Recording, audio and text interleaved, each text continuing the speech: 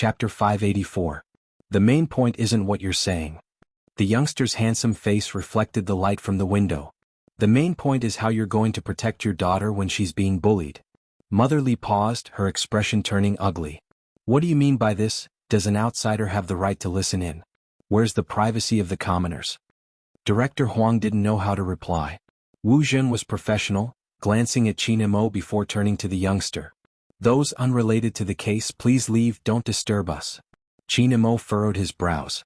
Fu Jiu laughed, her lips curling into a mischievous smile. Who says I'm unrelated to the case? The victim is my girlfriend. As an unofficial family member, please record a statement for me. Wu Zhen gulped. Mother Li glanced at Li Menggran before turning to Fu Jiu, her chest heaving. She took a deep breath. My decision is to protect my daughter. You're all too young, you don't understand gossip. No one wishes for such a thing to happen. Fortunately, nothing happened to Menggran and I trust the police. Even if my daughter didn't stand up for them, they would still be locked up. Didn't they expose their crimes on the live stream? In less than a year you'll be taking your college entrance exams. If this matter blows up, it would definitely affect Menggran, so we don't intend to press charges. She said the last sentence with great difficulty. Her decision caused the room to sink into silence. After that, Qin Mo's voice was clear and cold. Whether to press charges or not is up to the victim, not the victim's family. Li Menggran's eyes were still on Fu Jiu, the youngster standing under the sunlight. Li Xiqing's mother pulled her hand. Her meaning was clear. Li Menggran inhaled deeply, swallowing the words that were so bitter it hurt. In the end she chose to submit. Yes, we don't intend to press charges. In that instant, Li Menggran was afraid of seeing disappointment in the youngster's eyes. But she wasn't. That person looked at her. His gaze was as gentle and clear as water, just like in the past. Humans would always tolerate everything for the sake of those important to them, even if it was a heart-wrenching grievance. Hence, regardless of Li Menggran's decision, Fu Jiu would support them. Mother Li also felt bad. She pressed her daughter's hand and said, I'm sorry. All parents love their children. It was just that they were all different. If it were her, even if He Honghua had to spend all her money and suffer all the finger-pointing, she would still fight for her. It was obvious that Mother Li was still afraid of something in her heart, so she didn't dare to say anything. Fu Jiu had already considered that when she first started her plan. Li Menggran's father's unit was just below Deputy Lu. There was nothing wrong with doing so. Perhaps, as Mother Li said, they were still too young to understand what it meant to be a fearful person. Li Menggran had a long road ahead of her. If this matter was really exposed, she would have to bear this label for the rest of her life. Fu Jiu had to admit that this was the reality. That was why so many people chose not to say anything, not because they were weak, but because they wanted to live a good life. Chapter 585. Fu Jiu's eyes darkened as she watched Li Menggran's bent back. At that moment, it was as if something in the depths of his heart was about to collapse.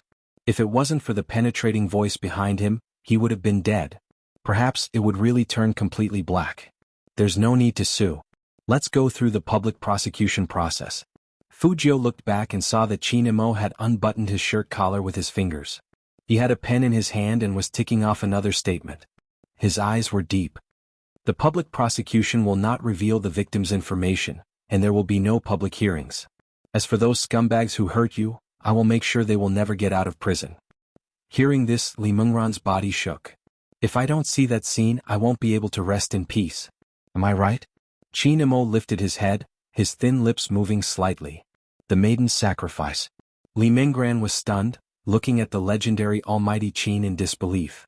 Young Master Qin, how do you know my forum ID? No, I didn't know it was a forum ID. Qin Mo's voice was still calm. I just guessed that these words might have something to do with you. I've studied psychology, so what I'm going to say next might be very direct. It's not a good idea to use death to prove one's sincerity. Your family and those who aren't your family will be very sad. Fu Jiu's name was called out without any warning. Qin Mo continued, Yesterday I asked him to break up with you and he cried the entire night. Fu Jiu, this morning he called for my brother and asked me to bring him to you. Qin Mo's tone was indifferent. Those who didn't understand would really believe it. Mother Li started to look towards Fu Jiu. Director Huang looked as though he hadn't expected high school students to be so infatuated with each other. Only Li Menggran knew that was impossible. Seeing the youth's dazed expression, she laughed. I didn't expect me to be so important to him. Qin Imo replied calmly, "It's very important, but it's only for today. He will break up with you tomorrow. Enjoy it." "Hey." Fujio raised her eyebrows. "Brother Imo, shouldn't I be the one to break up with him? I'll give you the chance now." Qin Imo crossed his arms in front of his chest, looking handsome and noble. "Go ahead." Fujio continued to raise her eyebrows. For some reason, Li Minggran felt much more at ease upon seeing this. It was probably because the two of them were standing together. Every word they said seemed to be unintentional, but in fact they were trying to enlighten her. Or that sentence, "I will make sure that they will never be able to get out of prison," gave her a great shock. In fact, they were obviously two people with different styles, but their worldviews were very similar, right? "Minggran." Fujio walked towards the girl who was still standing there. Everyone thought that it was just an ordinary breakup. Unexpectedly, the young man suddenly stretched out his arms and pulled her into his embrace. Even Qin Imo hadn't expected this. Therefore, when Fujio made this move, Qin Mo's hand, which had been twirling his pen, stopped. On the other hand, Li Minggran's eyes overflowed with joy because of this hug. Chapter 586. Not far away, Qin Imo watched as the two of them hugged. He couldn't help but tighten his grip on the pen. He thought it would only take a while.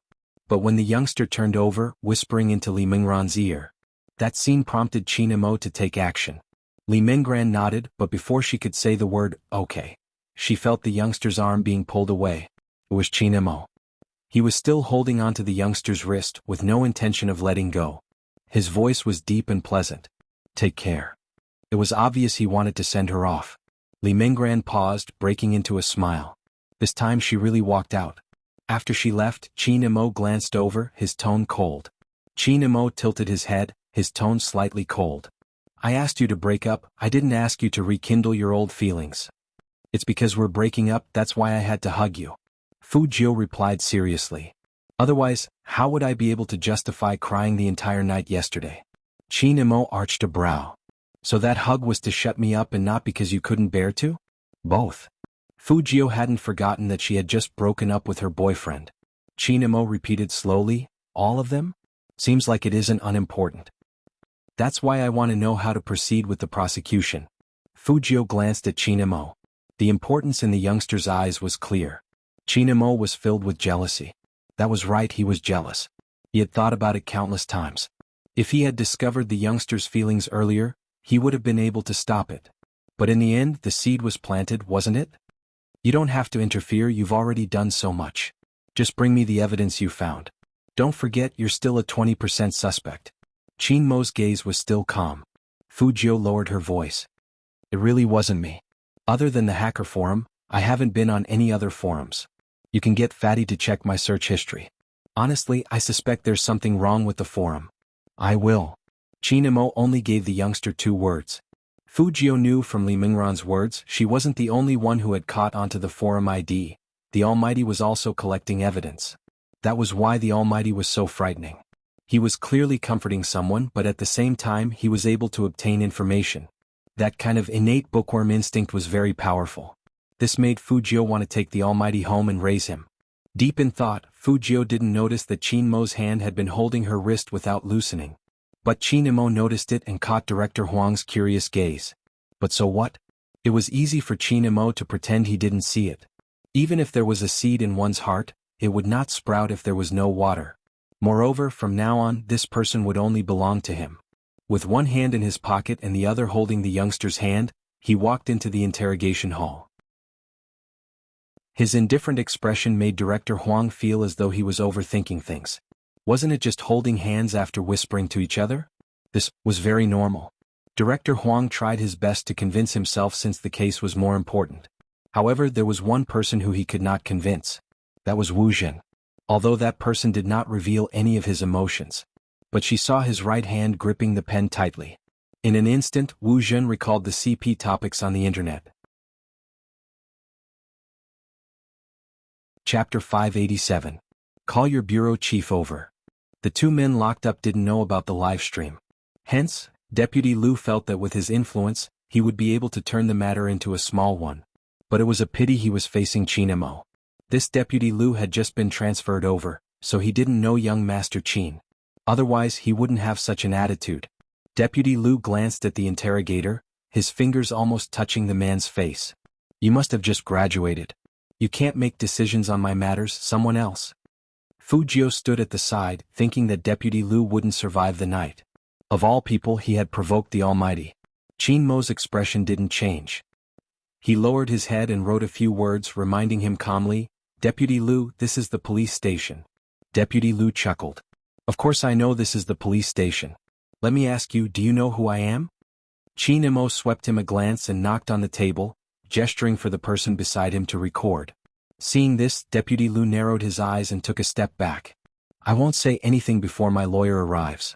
Then you can rest assured that your private lawyer won't be able to come.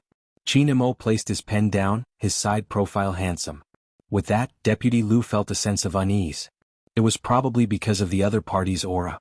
Deputy Liu couldn't help but ask, I request to speak to my lawyer. The two police officers who were taking notes looked at each other. Let him call. Since Qin Mo had spoken, Director Huang naturally nodded. Deputy Liu hurriedly reached for the phone.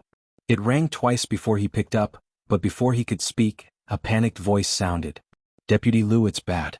The people from the Discipline Inspection Department suddenly barged in, saying that they want to investigate you. Did your bank account outside get exposed? I told you that those women are unreliable, but you didn't listen. Or matter. Wait a minute, you can't touch that. What followed was a buzzing sound. Qin Mo played with the lighter in his hands, his tone faint. Seems like you have a lot of crimes. Now we have all the evidence. Deputy Liu finally realized what a stupid thing he had done. But why did the discipline inspection team have to come to his lawyer's house at this time? Wasn't this too much of a coincidence? Only Fu Jiu knew that this wasn't a coincidence. The Almighty had always been like this. Every word he said had a purpose. He must have calculated the time and felt that it was about time, so he let Deputy Liu walk into the trap and led him to make that call. If the crime of violating a minor wasn't enough to punish this beast, then add another. So from the start, the Almighty's goal wasn't simply to keep them in prison, but to sentence them to death. Just like that, in front of Deputy Liu, Qin Mo made a call. You don't have to investigate that lawyer anymore. Investigate all the women Liu Aigua has been in contact with, especially those with bank accounts. Instantly, Deputy Liu's face turned as white as snow. You. Qin Mo stood up, replying slowly, I'm going to call our director, Director Huang. Director Huang. He had been standing there all along.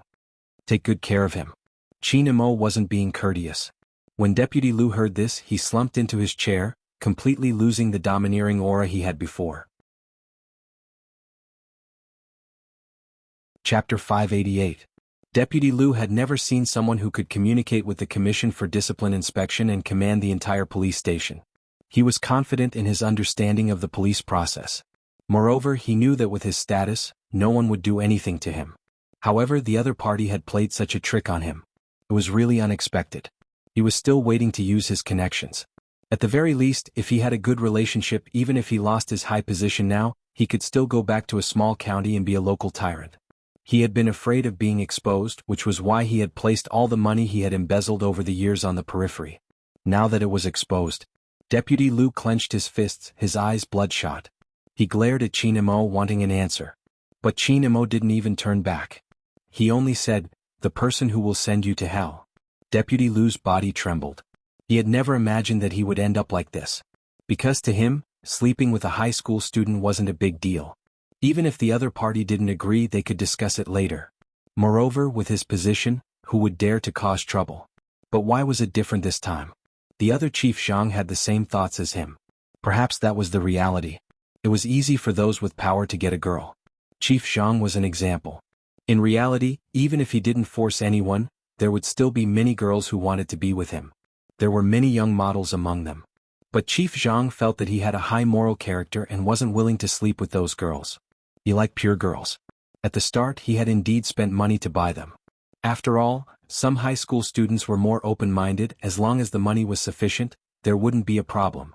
But later on, the more he slept with them, the more he felt that the girls who rejected him were truly beautiful. Hence, he slept with them for a few days. In the past, there had never been any major incidents. Alright, there was only one. At that time, he was having too much fun when he slept, and he played too much, so he accidentally made the other party miserable. She had an older brother who had been causing trouble. At that time he had been climbing up and couldn't afford to have any problems with his style. Hence, he had gotten a group of people to smash her fruit stall. It was said that her brother's leg had been broken. But he didn't care as long as no one died and it served as a warning, it was enough. But this time, why did the police dare to barge in? Chief Zhang was much smarter than Deputy Liu. His attitude toward admitting his mistake was very good, and even his words were tactful. I did not follow the standard of leading by example and I blame myself. I am willing to compensate the victims, but there is one thing that I wish for the police to be fair to me. I did not force anyone, I just made a mistake that any normal man would make. I did not resist the temptation and should not have engaged in this kind of business. That's right, the hardest thing to deal with was this excuse of his. In terms of shamelessness, we are usually not as shameless as these men. When he lowered his eyes he was still saying, I'm willing to accept this complaint, but I'm very clear that I've paid for it. I understand the difference in nature. If that's the case, why would the victim have a knife? Can't you see that she doesn't want to? Chapter 589. He was changing the nature of the entire incident. Since the incident couldn't be denied, he wanted to change the nature of the incident. That way the sentence would be light. Everyone who knew the law knew Chief Zhang's intentions. Perhaps that was why Mother Li hadn't filed a lawsuit. She was afraid of powerful people who knew the law. They knew when and where to find people from which department to do what kind of things. In the end, even a very big matter might disappear due to a lack of evidence. That wasn't the scariest thing. But when it came to court, the female would be the target of all sorts of speculations. For example, it might be that she wasn't a good person or that she had received money, since there were examples of such cases. In that case, the victim would become the seller. No mother would be willing to let her daughter endure such things, because she was aware of how shameless some people could be. They could turn black into white. Chinamo listened to the conversation, glancing at Fujio. Did Li Minggran receive money from the other party? No, but Fujio knew where the problem lay. Yang Ming's tablet is still with Mother Li. She said it was for the child to learn better, hence the practice questions. Chinamo continued to watch the youngster. Fujio's fingers moved slightly. The tablet is the latest model, it costs more than 6,000 yuan. Got it. Chinmo's tone was calm. A fatal piece of evidence, during the court hearing, Chief Zhang can say it's the transaction fee. Fujio glanced over. Ordinary people wouldn't think it's a trap. Chinamo didn't speak. The two of them just stood there, tall and slender. Suddenly they spoke at the same time. That would depend on who bought the tablet. I need a laptop to check on the buyer. Director Huang, who was standing by the side, was taken aback by their tacit understanding. The silver-haired youngster smiled faintly, extending his right hand. Chinamo cooperated, his lips curving upwards. The two of them exchanged glances, high-fiving handsomely. Director Huang. Why did he feel as though he was useless? He couldn't help but ask Chinamo. Chinamo raised his hand and glanced at his wrist, nonchalant. There are, for example, can you order a meal for us? We don't want ordinary takeaway, we can't get used to gutter oil, order from Gourmet Mountain. Gourmet Mountain? Director Huang's eyes widened. Can't you eat something so expensive? Chinamo arched a brow. Is it expensive? Director Huang stated his stance. I'm an upright official. The basic salary is enough for 3 meals. Chinamo patted his shoulder. Director Huang. Why did he have to find such a person to solve the case? Just 1 meal had cost him 10 days' worth of salary. Fujio also stood over. Think about the reporters outside. They are waiting for the case to be closed. Wait a minute, Chinamo patted my shoulder because he was familiar with me. What was the meaning of this overly handsome guy patting my shoulder as well? I am a bureau chief. At this time, no one cared whether he was the bureau chief or not. They wanted to find the most useful evidence in the shortest time possible. That was what Chinamo and Fujio thought. One of them wrote down the key points of the evidence, while the other took a notebook and sat together in the director's office. The reporters outside were still interviewing the police officers. Chapter 590. Wu Jin saw the two of them go in together. But Director Huang had ordered that no one was allowed near his office, so Wu Jin could only watch from outside. Therefore Wu Jin could only watch from the outside. That feeling made her feel terrible. She had thought that she could use Z's information to get that person back into the crime squad so that they could fight side by side. That was what she wanted the most. She had even chosen this profession just to be closer to that person. but now Fujio had popped up. The reason why he didn't let anyone near his office was because he didn't want anyone to know that the youngster's hacking skills had reached the pinnacle. The network attack during the selection contest wasn't much. It was the ability to break through the security network and retrieve all of Yang Ming's transaction records that was fatal. If anyone saw the youngster, they would know. It was inevitable that someone would link the live broadcast to Fujio. It was enough that Director Huang knew about it. Chinamo didn't trust anyone else. Both of them were busy. Only the rustling of pens and the crisp sound of keyboards could be heard in the office. In the past, Fujio would never have thought that one day she would work together with her nemesis who had almost caught her. Once they worked together, Fujio realized that everything went smoothly. She didn't need to think about the minor details. The Almighty seemed to be better at logical things than she was. She just needed to use her hacking skills. In the past, she only needed to break into two places to retrieve a person's spending records. One was the assets under the person's name and the corresponding bank. Then she could look for information on his credit card. It was common sense that not many people would use cash to buy an electronic product that cost more than 6,000 yuan. But now there was Alipay and WeChat. Hence, Fujio needed to break into two trading platforms at once. The food had been sent in. Director Huang personally carried 4 dishes and a soup into the office.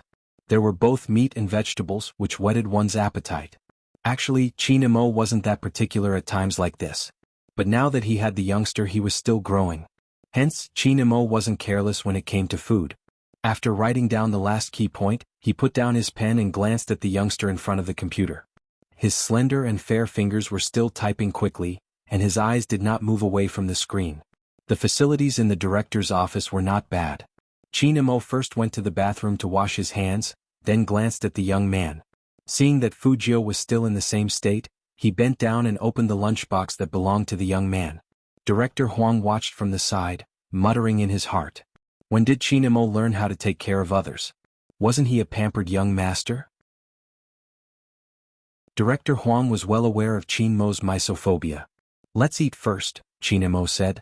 I'm busy. Fujio didn't even raise her head. Her silver hair fell down, and her eyes were fixed on the displayed code. Director Huang's eyes lit up. This little rascal was impressive. He actually rejected Chinmo's care. Not bad, not bad. If such a person entered the police station, there would be people who wouldn't be afraid of Chinamo. Awesome. But that wasn't what surprised him the most. After eating a few mouthfuls of food, Chinamo shifted his chair over. His gaze swept over the screen, and then he looked at the youngster's tightly pursed lips.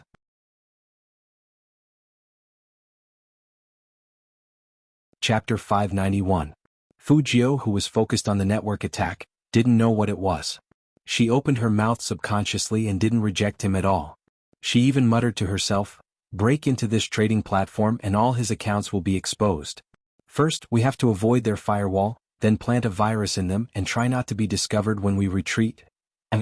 Chinamo replied as he handed the youngster another mouthful of rice. Director Huang was dumbfounded. What was going on? Fujio opened her mouth without hesitation and chewed 2 mouthfuls. She looked like a cat that was being fed. Even with her noble bloodline, she still looked adorable. Chinmo's lips curled up a little. Just like that, he ate a mouthful and fed the youngster a mouthful. That handsome side profile didn't seem out of place. Director Huang really wanted to yell at this person. Hey, I'm still here. Can't you pay attention? Something wasn't right. Why did he feel like he had discovered a huge secret? Even if Chinamo had introduced him as his younger brother, Chinamo wouldn't be able to recognize him. Fine, he would just treat him as his little brother. He never knew that Chinamo had a brother complex. Director Huang's mind was in a mess. He wanted to squat in a corner and smoke a cigarette to calm himself down. But that overly handsome silver-haired youngster lifted his eyes. Found it, that tablet is under Yang Ming's name and has nothing to do with that Zhang guy. He bought it last year before he came to number 1 middle school. Before Fujio could finish her sentence, she saw a piece of tender beef appear in front of her lips. The closest thing to her line of sight was Chinmo's face, which was as abstinent as a god's. For a moment she felt like she was being bewitched. After Fujio opened her mouth, she realized that she had naturally eaten the food that the Almighty fed her. For the first time in her life, she experienced what it meant to be a feast for the eyes. She also discovered the Almighty's new skill, which allowed him to feed her when she was busy. The main thing was that the Almighty's face was so good that she could eat an extra bowl of rice. Chinamo saw that the youngster didn't reject the feeding, and there was a hint of a smile in his eyes. It seemed like this method of turning him gay was very effective. Since it doesn't belong to Zhang Huaqiang, it can't be used as evidence. Moreover, they didn't buy it at the same time, so it's even more impossible for them to turn the tables. Fu Jiu nodded and didn't forget to chew on the rice. Qin Mo passed the chopsticks in his hand over, his voice deep and pleasant. Finish your meal, we're going to teach Chief Zhang a lesson. All right. Fu Jiu sat on the chair and smiled. The way she ate with her head tilted could not be more obedient. Director Huang only wanted to say one thing. Qin Mo, young Master Qin, your brother is done with his work and his hands are free. You really don't need to continue feeding him. Fu Jiu also noticed this problem and she reached for her chopsticks. Brother Mo, I'll eat by myself. I eat faster. It's gone. Qin Mo put down the lunchbox, his voice calm. Fu Jiu took a look and it was indeed empty. The Almighty probably felt that it was too troublesome to pass the last 2 chopsticks to her, so he simply gave them to her. The Almighty definitely wanted to end this quickly and didn't want to waste time on eating. As expected, his worldview was upright. One had to admit that someone had really misunderstood Almighty Qin this time.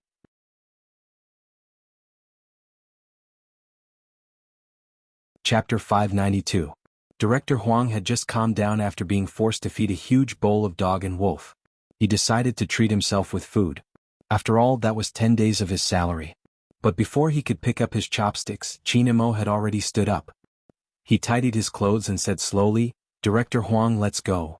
Director Huang held a cauliflower in his mouth, looking confused. I've already opened my lunchbox and you're telling me we're leaving. Can you even do that? The youngster watched Director Huang's expression and walked over, patting his shoulder. Director Huang. These 2 rascals, they even bullied him so tacitly. In the interrogation room, Director Zhang was still thinking about his next step. He had already thought of a backup plan. As long as he insisted that the other party had accepted his money, the person who would be suppressing the matter wouldn't be him but the other party. Girls cared about their reputation the most. Besides, the other party was a high school student, there were many more things to consider. Even if the girl wasn't clear about it, her parents would be. Hence, Director Zhang wasn't worried about the victim's rebuttal. All of this was thanks to the girls who had accepted his money before. With the former, the nature of the matter had changed. Director Zhang lowered his lids. Even though his political career would be greatly affected, it didn't matter. After a few years, when no one paid attention to this matter, the topic would naturally die down. When that time came, he could borrow the power of his father-in-law's family to regroup. It wasn't impossible. In the end, it still depended on the influence of the media. The reason why Director Zhang sat still was because he believed there would definitely be some people here who would speak up for him. Otherwise, if he were to fall, the interests of that group of people would also be affected. Some time passed. The police station was surrounded by many interviewers. They could clearly see some anchors holding microphones, facing the camera and saying something. Director Huang, the reporters outside are asking for information, saying that they want to know if the news on the internet is true. Before he could finish his sentence, the reporters rushed in, raising their microphones in front of Director Huang, not giving him a chance to react. There are so many girls in this industry, shouldn't we start from within the school to improve the students' morals? Besides, our station is suspecting that the live stream on the internet is a publicity stunt. The girl with the knife hasn't shown her face yet. If she was really wronged, why didn't she say anything? At the very least, she should have shown her face. What is she afraid of? Is she afraid that her lies will be exposed? The reporters came so fast that they almost got a photo of the 2 of them. It had to be said that these 2 people were indeed very skilled. With a flash, they stuck themselves to the walls on the left and right at the same time. Both of them were as handsome as ever. Director Huang's rotund body was suitable as a cover, but his brows furrowed when he heard the reporter's question. We are still in the process of confirming the matter, please stop your guesses.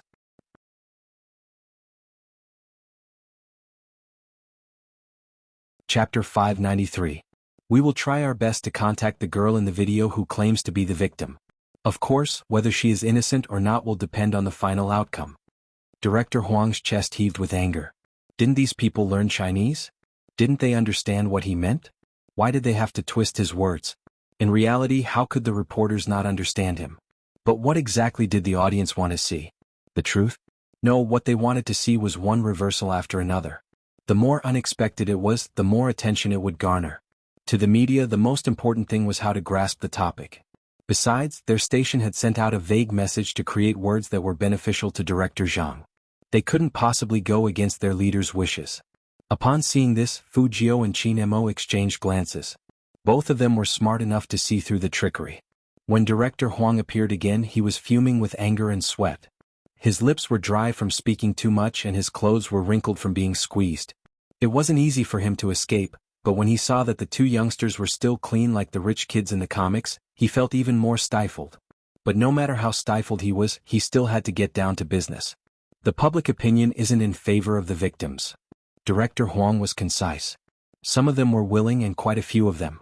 In the end, it's all because of the name list provided by Z. Unlike Qin Mo, who already knew about this, Fu Jiao arched a brow. When Fu Jiao heard this, she arched a brow. What name list? Some girls who would cling on to rich men. There were also high school students who were with Zhang and many of them were willing. Now, the other party is using this point to reverse the situation and the media is using this as a new topic. If the incident hadn't been exposed, everything would have been much easier to solve. The Z is really... Is she helping Zhang?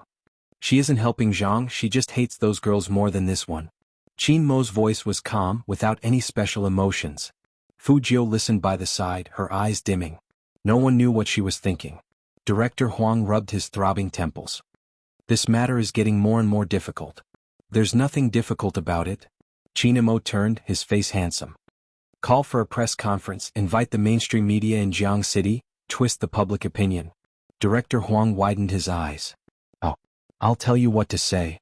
Qin Mo had one hand in his pocket. Send the notice. Director Huang wanted to glare again. Who exactly was the director? As soon as they heard that there was going to be a press conference, almost everyone with cameras came to the scene. Director Huang stood there, exuding his authority. Qin Mo didn't need to teach him that. If you have any questions, you can ask them one by one. However, there is one thing you must report truthfully.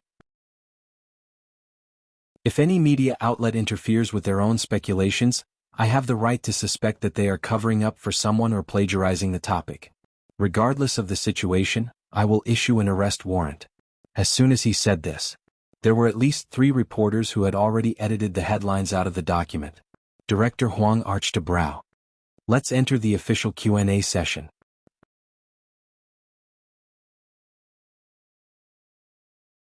Chapter 594. The victim's condition isn't stable. Director Huang stared straight into the camera. I hope everyone can give the victim some privacy. No one is willing to go through such a thing. That person wasn't satisfied with the answer. Director Huang, you haven't announced the outcome of the lawsuit. Since this happened, shouldn't you be seeking justice? That's right, the victim wishes for justice. After Director Huang finished his sentence, he changed the topic. But after the police's investigation, it wasn't just about the victim, it has implicated a higher level, so this case will be officially turned into a public prosecution. Public prosecution? A reporter stood up. Which means the victim doesn't intend to press charges? As expected, there was more to it than meets the eye. Director Huang, can the police confirm that the victim didn't receive any financial support? If not, anyone would be able to imagine that even if she needed tuition, she wouldn't have gone to a place like Pure Color. How low was the girl's IQ? She must have known it wasn't a normal place. Why didn't she reject it from the start and even sat in the teacher's car? How could this be explained? It was obvious the reporter came prepared. Every question she asked pointed to one thing. From the beginning, the girl knew what kind of appointment she was going to attend, but she still went. If it wasn't voluntary, then what was it? To Li Minggran, this was a fatal flaw. If she couldn't answer this question, she would lose the entire game. In the future, no matter where Li Minggran went, people would say that she wasn't a good person and so was the official, one selling and the other buying. In reality, was that really the case? It wasn't. But a person's heart was like a snake trying to swallow an elephant. People often said that knives couldn't kill, those with immoral mouths were the real chopsticks. There were too many examples like this. More and more people were obsessed with their own guesses, even thinking that they were the rational ones. Those kind-hearted people were all white lotuses, using their evil hearts to figure out the situation. Then they started to wantonly stir up public opinion. They questioned why the victim did not come forward, questioned the motive of the girl at that time, and even directly said that the girl's motive was not pure at that time, and that she wanted money. The reason why those close to Chief Zhang dared to let the reporters do this was because they knew that there were too many keyboard warriors on the internet who could uphold justice for them. So many questions had given them a chance to turn the tables. The keyboard warriors still thought so. After all, they were smart enough to look at things. Yes, they were indeed smart. They even thought deeply about things and guessed that the victim already knew what the appointment was. However, they had lost the most fundamental part of being human. That was human nature. Their cleverness was built on the pain of a girl. When these questions were asked one by one, the girl who shouldn't have to bear the pressure the most was bearing these words that scared her. Director Huang stood there, his expression ugly. The reporter smirked. Director Huang, is this question that hard to answer? Director Huang clenched his fists, trying his best to remind himself that he was still a director. He couldn't just jump over and smash the other party to death. Just when the reporter thought that everything was settled.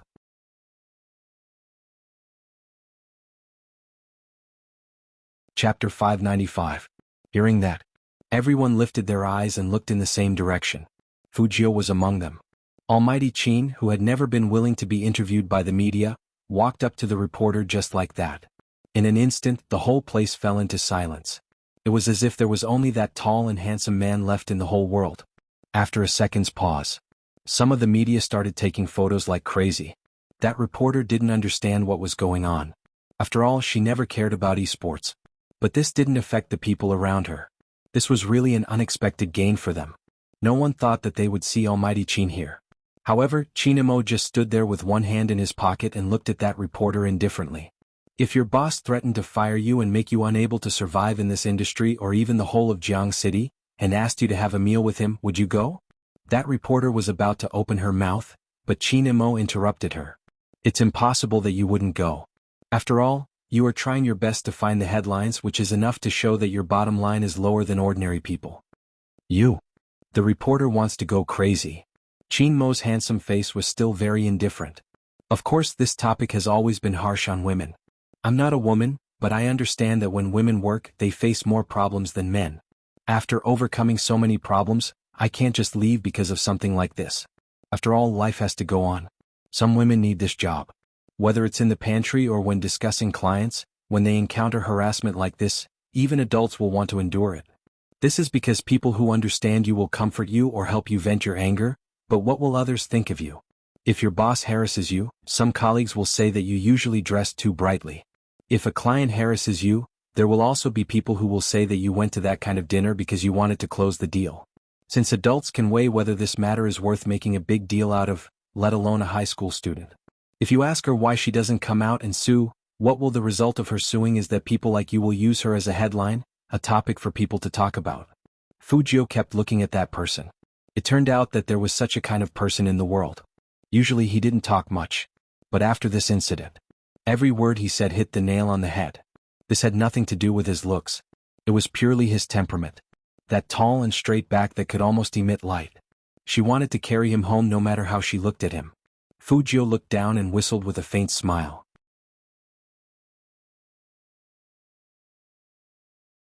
Chapter 596. Everyone here has a mother, some have an elder sister or even a daughter. I believe that anyone with a bit of courage wouldn't want their loved ones to be doubted after such an incident. With that, Chinamo paused and lifted his lids. It was that handsome face that could overwhelm all living things. It's time to give justice to those who want to speak up but don't have the strength to. In that instant, the entire atmosphere of the scene changed. No one asked any more questions, because there was no need for any. After being in the industry for so many years, some of them might have lost too much of their conscience for the sake of gossip.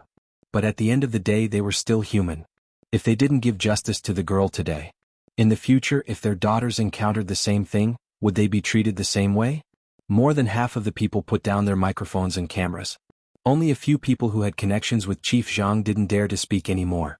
Because the reporter who asked the question just now was an example. Everyone was looking at her. That gaze seemed to be saying, "You don't deserve to be a reporter." That reporter's face turned pale. She didn't expect to be slapped in the face like this. At this moment, everyone was extremely clear. Chinmo's words had the effect of turning the tide. Fujio also retracted her previous thoughts. Persuasiveness and appearance were definitely linked. For example, the Almighty. Even if he just stood there and didn't say a word, she would still want to bring him home. In a trance. She remembered after that person left. She locked herself in her room and hugged that person's favorite stuffed animal, telling herself, be a hacker who can save people. Yes, save people. In fact, she wasn't that kind. But that was the trust that had supported her to this day. And now she found that she trusted the same person as she did. That was why she didn't want to be enemies with the Almighty. They were in different camps. But that didn't affect her admiration for the Almighty. Fujio even wanted to drug the Almighty and carry him back to Fifth Avenue. But with the Almighty's skills, what if he got angry after waking up? Fujio raised her eyebrows in pity. She glanced sideways and met Wu Zhen's gaze. Wu Zhen was looking at Fujio. Her eyes dimmed. Although she quickly smiled at her, it didn't seem sincere. Then, she slowly walked towards Fujio. Fujio stuffed one hand into her trouser pocket, her eyes unchanging. Wu Zhen glanced in Qinmo's direction before whispering to Fujio, "Brother Imo is handsome, right?" "Yes, very handsome."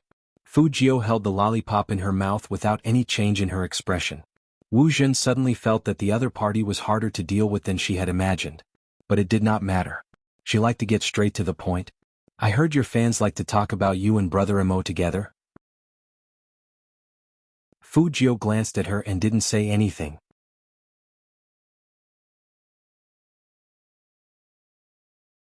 Chapter 597. Hearing that, Fujio smiled. He lifted his chin slowly, stuffing one hand into his pocket as he approached Wu Zhen. "Officer Wu, your advice is too late. I'm very interested in him now." All of a sudden, Wu Zhen's face stiffened. She looked at the youngster in front of her, and her eyes dimmed. This Fujio, did he not know who she was? That's a pity. Wu Zhen wasn't annoyed. "I originally wanted to get along well with Brother Mo's brothers, but now it seems difficult." Fujio unwrapped another lollipop and only gave him 2 words. "Up to you." Because of the youngster's attitude, Wu Zhen was even angrier. She clenched her fists. After all, no one had ever talked to her like that, and it was obvious that Fujio didn't know what was good for her. But she didn't continue, and instead, a faint smile appeared on her lips. It wasn't because of anything else, but because Qin Imo had finished speaking and was walking towards them. Wu Zhen had never interfered with his life in front of Qin Imo, and she had always been natural and unrestrained.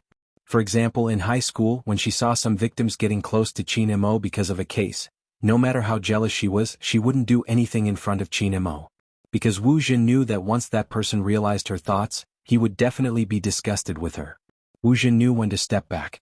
After seeing Qin Imo, she immediately said, "Brother Imo, that Chief Zhang's lawyer is here. He's right behind us. Do you want to meet him?" "No need." Qin Mo's tone was indifferent, and he didn't even look at Wu Zhen. He reached out and pulled the youngster over, walking towards the deepest part of the room. There were many reporters behind the 2 of them. But Qin Imo didn't care. He lowered his voice and said slowly in Fujio's ear, "Did you forget what I said again? Do you believe that I'll lock you up if you continue to flirt?" "Brother Imo, you've really wronged me this time." Fujio laughed lightly. "I've never been interested in the police, especially someone like Miss Wu." Hearing that, Qin Imo raised his eyebrows, but he didn't let go of the youngster. Instead, he brought Fujio into the interrogation room. Wu Zhen, who had been ignored, felt a sense of jealousy that she had never felt before. He was just taking advantage of the fact that he was a boy and a member of the Supreme Alliance, which made it easier for him to get close to that person. That was why he dared to speak to her like that. After all, Brother Imo wouldn't be so guarded against a boy. Wu Zhen narrowed her eyes. It seemed like she needed to investigate this Fujio. She couldn't stand the fact that Brother Imo had such a scheming boy by his side. Meanwhile, Chief Zhang, who was sitting in the interrogation room, had already received news of his lawyer's arrival. This was undoubtedly good news. The appearance of the lawyer meant that the situation had been reversed. Chief Zhang still trusted his business partners.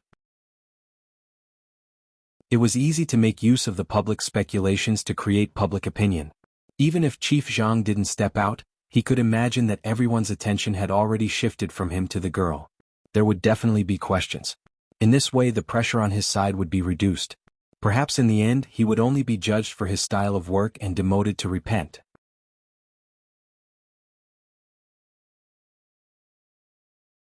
Chapter 598. That girl was even more confused. She had allowed him to sleep with her, no one would be at a disadvantage. But this was the way to resolve it. She was really looking for trouble. He had said that no one could control him, but she hadn't believed him. Now that girl had to pay the price for her insolence. Chief Zhang straightened his clothes. He had expected to see his lawyer when he opened the door again, but he hadn't expected to see him. Unexpectedly, it was the young Master Qin they had wanted to talk to when they first arrived in Jianghu City. In the next second, Chief Jiang stood up. But before he could greet him, the policeman who followed him unlocked his wrists. "What are you doing?" Chief Zhang's eyes narrowed at the sudden turn of events. Qin Mo stood there, his voice calm.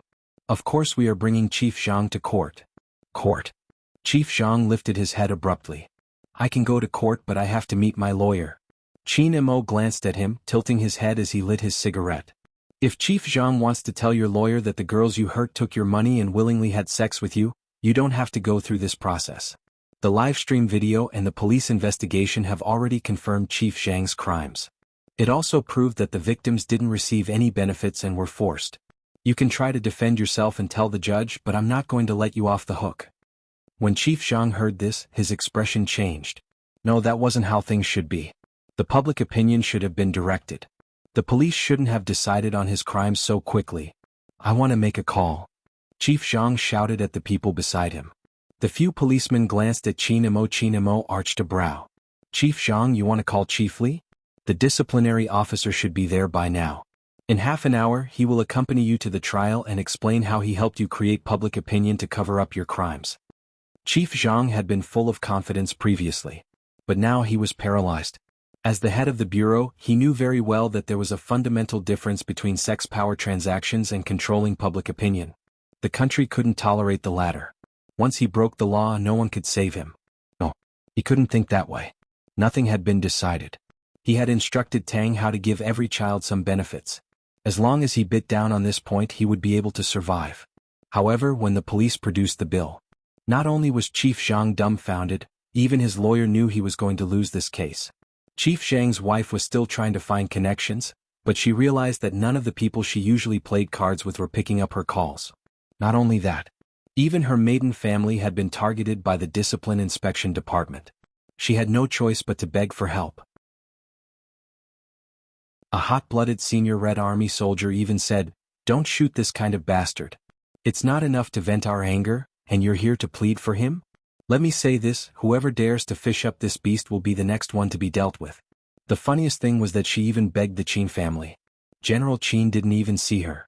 He put down the phone that he had just played a game on and said to his adjutant, "Go out and tell Mrs. Jiang who is in charge of this case." "Yes."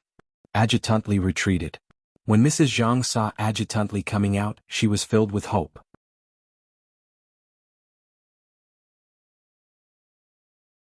Chapter 599.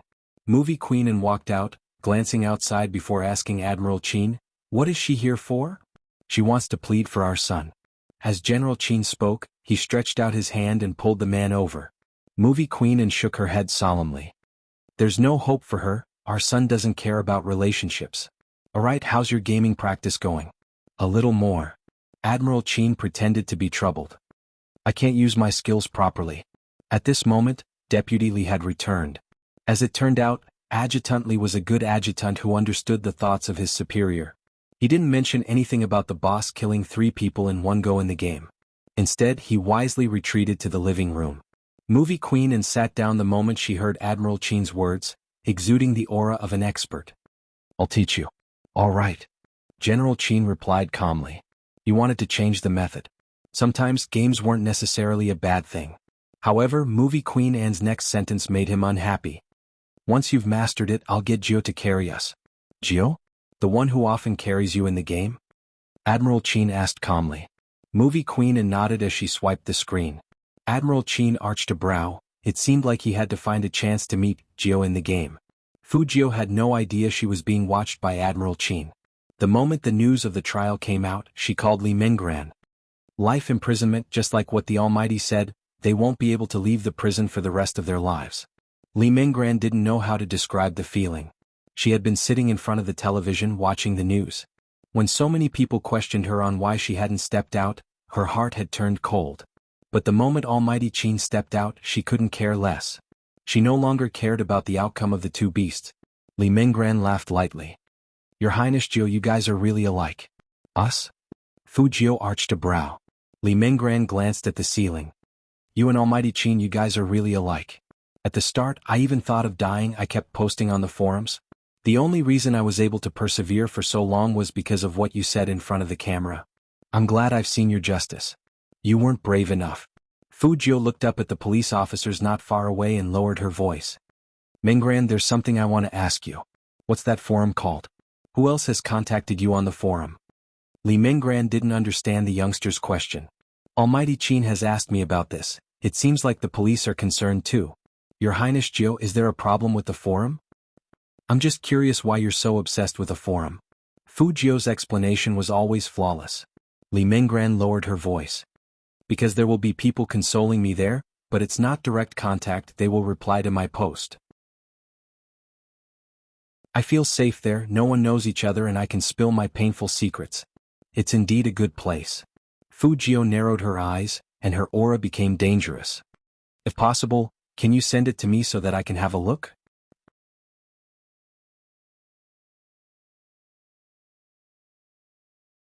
Chapter 600. It's a place to relax. Fujio turned back, her thin lips curling up in a natural manner. After answering Qin Mo's question, she said to the other end of the line, Minggran, I'll hang up first. Remember to send me the exact location. Qin Mo watched as Fujio placed her phone back into her pocket, his gaze deepening. This was the first time he realized that even if the youngster left, he wouldn't be able to control his actions. The National League is in 3 days, yet you're still thinking of a place to relax. Qin Mo's tone was slightly hooked, his entire aura chilling. Seems like I haven't given you enough training. Fujio opened her mouth, but before she could say a word, she was dragged into the sports car. Fujio realized that the Almighty's driving speed was really fast. So fast that she felt as though he was going to crash into something in the next second. Qin Mo's eyes were filled with malice. As soon as he heard the youth say the 2 words, Minggran, he couldn't control himself. Qin Mo knew very well that the most difficult thing to forget was first love. But even so, he was still jealous. He was starting to worry that if the youngster couldn't resist looking for Li Minggran again, what would he do? The moment he thought of this, Qin Mo's heart felt as though it was being stung by an invisible force. But that was the only feeling he had. His hands tightened on the steering wheel. In the end he calmed himself down. And Qin Mo's standard for calming himself down was that he wouldn't give the youngster a chance. You could call him domineering or selfish. He wanted to keep him by his side and slowly break him down. Fujio couldn't understand why the Almighty was looking at her with such a gaze. How should she put it? It was murderous and dangerous. He was probably still angry at her for making a move. At this moment, the phone in her pocket vibrated. Fujio tilted her head to look. There was only one word, redemption. She didn't hesitate, opening the webpage to search for the forum that Li Minggran had sent her. But at this moment, Fujio realized that the forum wasn't accessible to just anyone, it required an invitation code. Fujio was almost 100% sure that there was something wrong with the forum. That was because most forums would open up this function to visitors. But this forum had extremely high requirements for members. This was not normal. Anyone who made a forum on the internet wanted to increase the number of visitors and topics, which was also commonly known as traffic. However, once this kind of restriction was made, it would mean that a large portion of the traffic would be lost. Then how could its profits be high? Even if they needed an invitation code, there would still be a lot of people wanting to join. Fujio knew that there were 2 types of situations. One was that some pornographic forums were afraid of being caught, so they needed this kind of invitation code. The other was the hackers' exclusive forum, which required an invitation code to enter. However, it was obvious that this forum was not one of them. What concerned Fujio the most was that even under such circumstances, the number of visits to the forum was surprisingly high. If it was as Li Minggran had said, everyone here would share their painful secrets here. Then the existence of this forum itself was a negative product. Psychologists have long done research. If you are with someone who is depressed, the chances of you becoming depressed are far greater than the chances of that person becoming optimistic.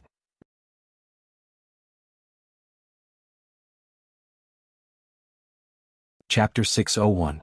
The moment she saw the forum, Fujio's hands itched to crack it, but with the Almighty beside her, she couldn't do anything.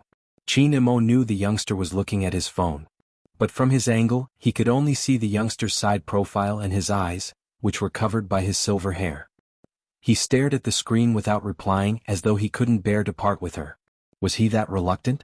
Qin Mo gripped the steering wheel, swerving to the side of the road, his voice deep. Fujio. The youngster glanced up. I'll give you another chance. Qin Mo tilted his head to light a cigarette, fiddling with the lighter. His gaze wasn't on Fujio. This is the last time, Are you going to choose Li Mengran or the National League? Fu Jiu didn't hesitate, she wasn't sure why the Almighty would ask such a question. She replied decisively, the National League. Qin Mo tilted his head, emphasizing each word. Then we'll cut off contact and prepare for the competition. All right. Fu Jiu kept her phone. She hadn't agreed to Li Mengran's matter, she had told herself to stop for the time being. This case had affected her too much, making her forget that other than Z, she was still Fu Jiu. Fu Jiu had friends and family, she had many responsibilities to bear, the most important of which was winning the National League. Qin Mo watched the youngster's face, his gaze sinking. He had given him a chance to escape. Just this once. In the future, even if he couldn't bear to part with her, he wouldn't be soft-hearted. It was time to subtly influence the youngster, telling him how bad girls were and that finding a boyfriend was the most reliable thing. The third step of turning gay was getting used to it. To get used to it, he had to find a reference. There were plenty of pure young masters. But Qin Mo didn't want the youngster to see it.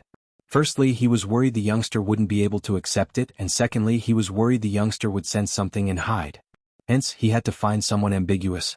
Qin Mo's eyes dimmed, and he turned the car around discreetly. Fu Jiu arched a brow. Brother Mo, where are we going? A university. Qin Mo's voice was calm. It's been a long time since I last played in school. Yunhu and Lin Feng shouldn't have any classes, let's form a team. Hearing that, Fu Jiu's interest was piqued.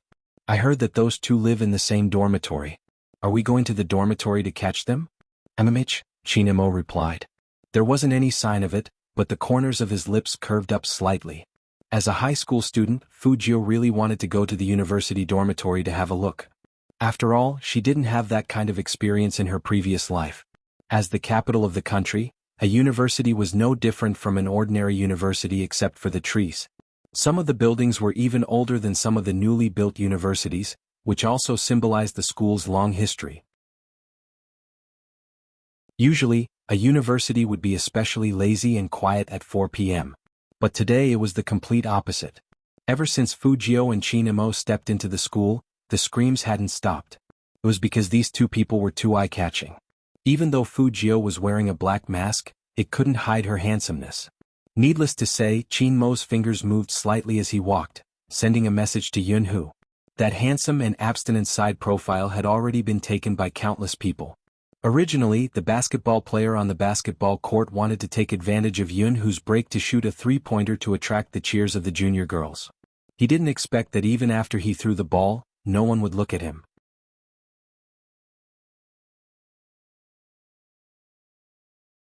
Chapter 602. The commotion caused wasn't small. Even Yunhu, who was drinking mineral water, glanced over. He wouldn't have known if he hadn't looked, but after that, he understood why the crowd was so crazy. But it was strange. Why did Captain want to come to a university? The moment Yunhu stood up, the person behind him threw the basketball in his hand. Young Master Yun, where are you going? Just say it if you're afraid. What he had said. Yunhu wasn't the only one who heard it. The surrounding audience could hear it too. Of course, that included Fu Jiu and Qin Mo. The two of them weren't seated. One was wearing a black mask while the other had a hand in his pocket. They stood there, tall and slender, arching their brows. The man didn't notice the subtle atmosphere. Instead, he took a step forward and pointed. Since you chose to major in programming, you should be a good otaku. What's so great about playing games? Don't go around seducing girls just because you're handsome, understand? Yunhu glanced back, looking at him. I don't understand. You. The person scoffed. You won't listen to my advice? Then let's fight on the court. What's the meaning of not going on the court? Yunhu gave him a dumb *SS look, continuing to walk forward, as though he was saying that he didn't want to go on the court because he wasn't worthy. The person was infuriated, his eyes narrowing. I think you only know how to follow behind Lin Feng. Are you having fun being gay? With that, Yunhu placed his backpack down, his gaze icy. What? You want to hit me? The person slapped his face, inching closer to Yunhu. Go ahead, if you hit me you can forget about attending the National League. You'll be happy even if you're banned, right? Pang. Before the person could finish his sentence. Then a basketball flew over from the audience's seats. It landed squarely on his knee. He was in so much pain that his face changed. He hugged his leg and screamed, "Damn it! Who is it?" As he spoke, he glanced in the direction of the basketball. The silver-haired youngster stood in the crowd, brushing his black mask, his gaze dark. Sorry, my hand slipped. Ew.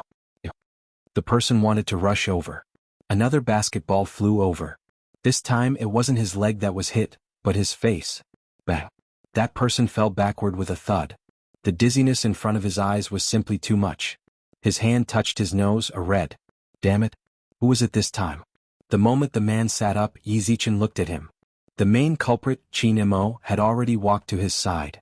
He said faintly, "My hand is slippery too. People who play games usually have slippery hands." You guys. That person was about to curse. Jianghu tugged his jacket. "Didn't you want to pick? Come on." The surrounding people knew that Jianghu was going to be angry today. Actually, Jianghu had already mentioned that he wouldn't be playing during this period of time because the National League was around the corner. He didn't want any accidents to happen to his hand. But today this person had obviously touched Jianghu's reverse scale. Brother, we can't do it.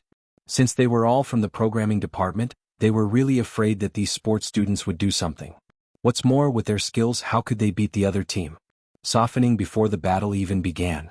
Jianghu frowned.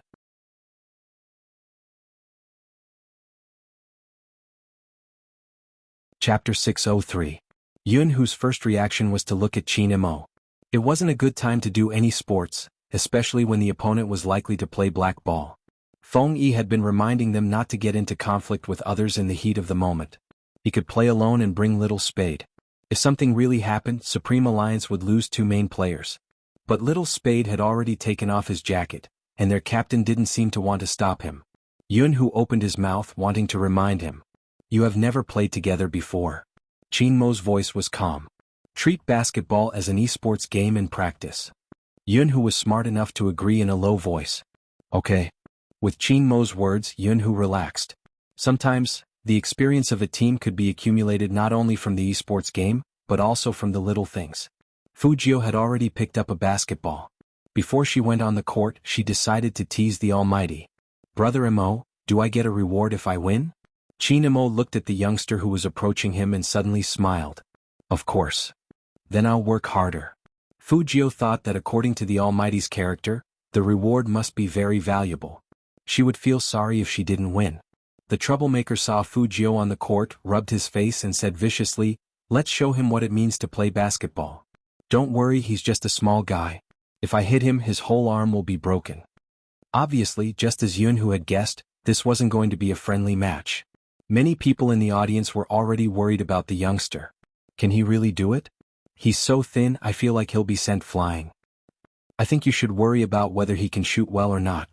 With his height, he'll be blocked under the basket. That's why senior brother Yun found such a helper. I'm so worried. Swoosh. The crisp sound of the ball kickoff interrupted the whispers of the audience. Both sides snatched the ball. Yunhu's jump gave him an absolute advantage. With a tilt of his hand, he hit the ball to his teammate. Unfortunately, his teammate's technique was so bad that he only ran 3 steps before the ball was knocked away. Trash. As he dribbled, he didn't forget to glance at Jianghu in disdain. "Come brothers, let's win this round." Just as he was feeling proud of himself, he saw a figure with a half-bent waist swept past his left side with a swoosh.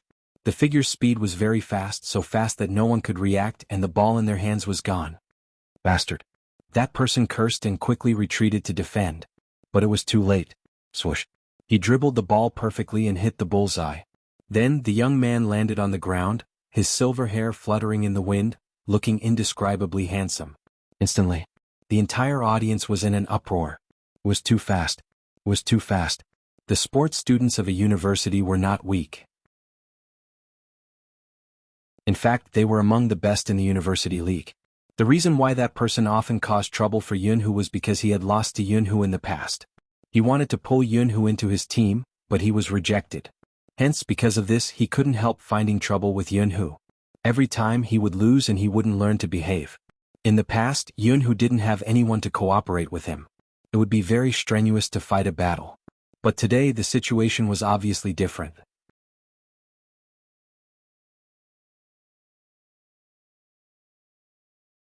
Chapter 604. F***ck so handsome?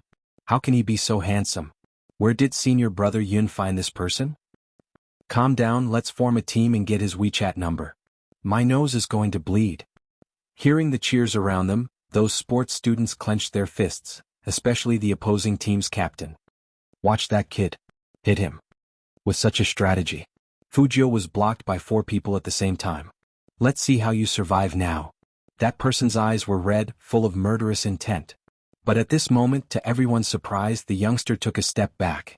When his heels left the ground, his right hand made a beautiful arc swish. A clean 3-pointer. This time the audience really went crazy. Godly archer. Don't tell me that this handsome guy is a long-range player.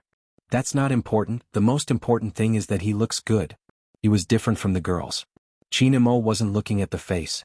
He was looking at the fair skin at the waist when the youngster jumped. It was indeed good-looking. If it was on the bed it would look even better.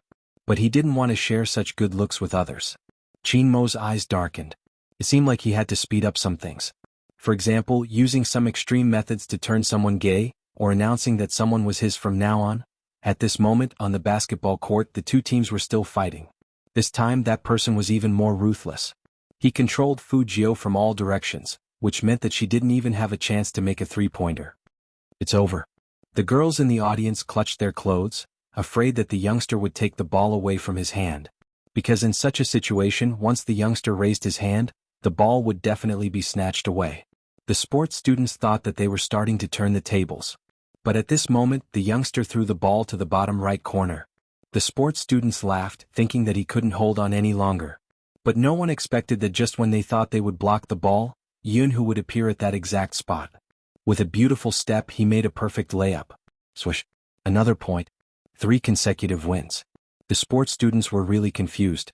They were so focused on guarding against the youngster that they forgot about Jianghu. Soon they realized, it wasn't that they were confused. Instead, the 2 of them had actually figured out a way to team up in the previous match. While they were entangling this person, that person would follow them. In addition, the 2 of them had a lot of feints, so it was impossible to defend against them. Whoosh. As the last 3-pointer fell, the sports students had fallen behind by more than 20 points. Most importantly, the other side really only had those 2 players. The rest of the players were just passing the ball. Sometimes they would even lose the ball. In other words, they lost to the opponent in a 5v2? He had never been so humiliated before. The sports students looked at each other. In the end, they took their things and quickly left. On the other hand, Jianghu wiped the sweat off his forehead. I didn't expect you to jump so high. That's nothing. Fujio wanted to be humble and admire her handsomeness. However, Chinamo walked over at this moment and said faintly, for a wall-jumping scholar, this is indeed nothing.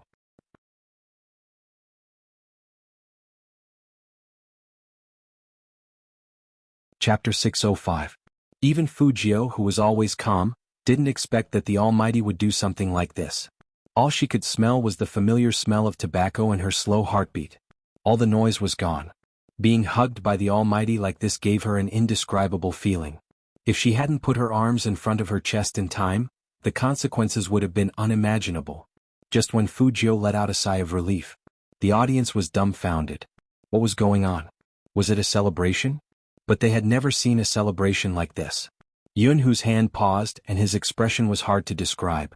The world was big and there were fujoshis everywhere, especially on a university campus. Seeing such a scene, one would feel sorry for themselves if they didn't think about it. Soon there were discussions all around. Is that a couple? Looks like it. I have never seen such a handsome couple and they are so bold. TSK flaunting their love. What bold flaunting their love. Fujio wanted to tell those girls that they were thinking too much. But, Brother Imo, there are so many people here. Isn't it inappropriate to hug me like this? Fujio reached out to push him away. Chinamo didn't let go. Isn't this the reward you want? Fujio. So the reward the Almighty was talking about was this? What? You don't like me? The Almighty raised his eyebrows and when he turned his face to speak, his warm breath hit her ear. That look could easily make a girl blush and her heart beat faster. Right at this moment, an exclamation came from behind them. Captain, what are you doing? The person who exclaimed was none other than Lin Feng, who had rushed over angrily after hearing that the sports students were causing trouble again. He had even stopped writing his thesis. But he really didn't expect to see such a scene when he arrived at the scene. To be honest, he was very shocked. Chinamo, who was interrupted, slowly narrowed his eyes. Fujio finally found a reason to stop hugging him. She turned around and said to Lin Feng, "Don't think too much. This is the reward Brother Imo gave me. What reward? He just wanted to ask what the reward was that required a hug. Fujio, I won the basketball game. Lin Feng didn't believe him. He pulled him aside and said in a low voice, Little Spade, tell me honestly, did you ask Captain for this reward? Yes and no. Fujio looked back at the Almighty. Lin Feng shook his head. I thought you would give up on Captain after you got a girlfriend. I didn't expect you to still be so infatuated. But Captain is really nice. He didn't make you look bad even though he knows you have a crush on him. Crush? Fujio thought that it couldn't be. Could it be that her actions hadn't been cleared up by the Almighty? She thought that after such a long time together, the Almighty had already forgotten that she wanted to provide for him. As expected, it was hard to erase a dark history. Thinking about it this way, it made sense for the Almighty to give her a hug as a reward. After all, the Almighty had always been indulgent to his little brother. However, there is one thing that I have to remind you of. Although you will be very sad after hearing this news, Lin Feng said with a solemn expression. Fujio raised her eyebrows. What? Last night at the convenience store opposite Pure Color, Captain went on a date with a pretty girl.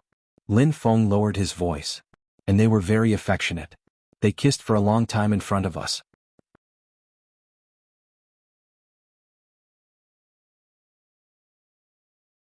Chapter 606. She didn't want to talk, she just wanted to be alone. Lin Feng saw the young man's silent expression and thought that Fujio was disappointed, so he comforted him, Don't be too sad, it's good to find a girl to date. You don't have to worry about Captain. Fujio still didn't move. Lin Feng saw this and sighed deeply. When the girl I like falls in love with who, I feel the same way. I understand you. Fujio, but why are you and Captain here? After gossiping, Lin Feng remembered the serious matter. Finally, there was a normal question, so Fujio found her voice. It was Brother Mo's idea to play games with you and Senior Jianghu so that we can play together. Good idea. Lin Feng's eyes lit up. My head is swollen from writing my thesis. I didn't expect Captain to be so dedicated even though he has a girlfriend. Fujio heard this and paused. I don't think she is Brother Mo's girlfriend. He didn't introduce her to you like that, right? The Almighty just wanted to cover it up for her and accepted the kiss. Lin Feng looked at Fujio with a pitiful gaze. If this will make you feel better, you can comfort yourself. This child still has delusions in her heart. Fujio, what fantasies are you harboring? Chinamo walked over and looked at Lin Feng with a slightly cold gaze. Lin Feng was straightforward. What else? Little Spade still can't accept the fact that Captain has a girlfriend. When did I have a girlfriend? Chinmo's voice turned cold. Lin Feng bit his tongue hard at this moment. Well, I was just guessing, not taking it seriously. It was the beauty that Captain had a date with at the convenience store last night. Fujio wanted Lin Feng to shut up, but it was too late. After hearing Lin Feng's words, Jianghu's expression became even more indescribable. He directly pulled Lin Feng to his side and cleverly changed the topic. It's almost 6 o'clock now. If you really want to train with the team, do you want to have dinner in advance? Okay, dinner is good. As Lin Feng spoke, he didn't forget to nudge Jianghu with his shoulder. Good job, brother. Captain probably isn't willing to talk about what happened yesterday. Jianghu glanced at the person who was 3 centimeters shorter than him. His face was extremely good-looking, even his eyes were round like a tiger's. He thought to himself, forget it, it's better for this guy to be a little stupid. As he thought of this, he couldn't help but pat Lin Feng's head.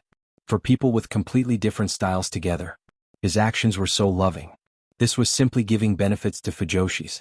The basketball court of a university could no longer hear anything other than the sweetness that surrounded their ears. Chinamo walked to Fujio's side and raised his eyebrows at the youngster. You can't accept me finding a girlfriend? Hearing this, Fujio felt that some things had to be explained. Otherwise, his dark history would never be washed away.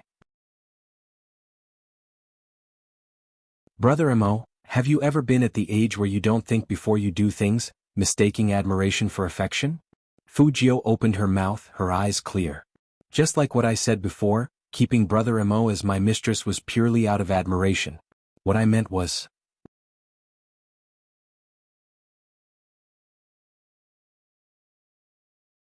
Chapter 607. Student Gio subconsciously felt that this question wasn't easy to answer. If she answered yes, it would be hurtful. If she answered no, the Almighty would misunderstand that she still had feelings for him. Chinamo looked at the youngster's slightly silent side profile and said, Forget it, you don't have to say any more. With that, Chinamo took a step forward, his fingers clenching uncontrollably. Perhaps this was the only way he could suppress the pain in his heart. He didn't want to hear someone's answer. As for the person Chinamo was talking about, he looked at the cold back view in front of him and subconsciously touched the bridge of his nose. Lin Feng, who was sensitive in certain aspects, leaned over and looked at the 2 strands of silver hair on the youngster's head. Little Spade, what did you just say?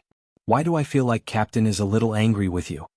The youngster glanced back at Lin Feng and said slowly, if you ever mention anything about me having a crush on him in front of me and Brother Mo again, I'll post the photo of you cross-dressing to a university's Chiba forum.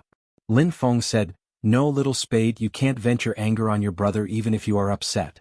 Just say it, did you confess to Captain and get rejected by him? F***ck, the silver-haired youngster turned back and said, say it again, post the photo. Lin Feng, that's why men shouldn't cross-dress. Even Little Spade could threaten him, seriously. The 4 of them walked in the school one after another. The other 3 were quiet except for Lin Feng, who tried his best to persuade the youngster so that his photo wouldn't be sold. That's why one shouldn't easily offend a boy who failed to confess. The consequences were terrifying. I feel that the atmosphere isn't right. After entering the cafeteria, Lin Feng jumped to Yunhu's side and whispered, do you think I should comfort Little Spade again? Yunhu grabbed onto her swiftly. I don't need it. Why, this is the time to show our team's love. Lin Feng's eyes were round. Yunhu glanced at him. With your IQ, the more you comfort, the colder the atmosphere will be. My IQ, what's wrong with my IQ? Before Lin Feng could finish his sentence, Yunhu spoke up again. The cafeteria has braised pork ribs today, do you want some? Eat, eat, eat. As a foodie, Lin Feng was also qualified. Where is it? Go queue up, maybe some juniors will give you a portion. Let's order more and let Little Spade know that a university's food isn't any worse than #1 middle schools. Yunhu really wanted to ask how a university student could compete with a high school student on canteen food. However, looking at the rogue-like appearance of this guy in front of him, his mood couldn't help but improve. Someone who can make you smile for no reason. It's not your own brain. Just because you like this person too much. Compared to the former reason, Yunhu believed in the latter. Without hesitation, he pulled her wrist and walked to the queue on the east side. Almost instantly, the girls who were getting their meals all pinched the meal cards in their hands. He was definitely excited. After all, the scene in front of them was a blessing for them. Do you see that? God Yun's doting smile. I knew I was being fed dog food again. Holding my little boy's hand and eating, it's too sweet.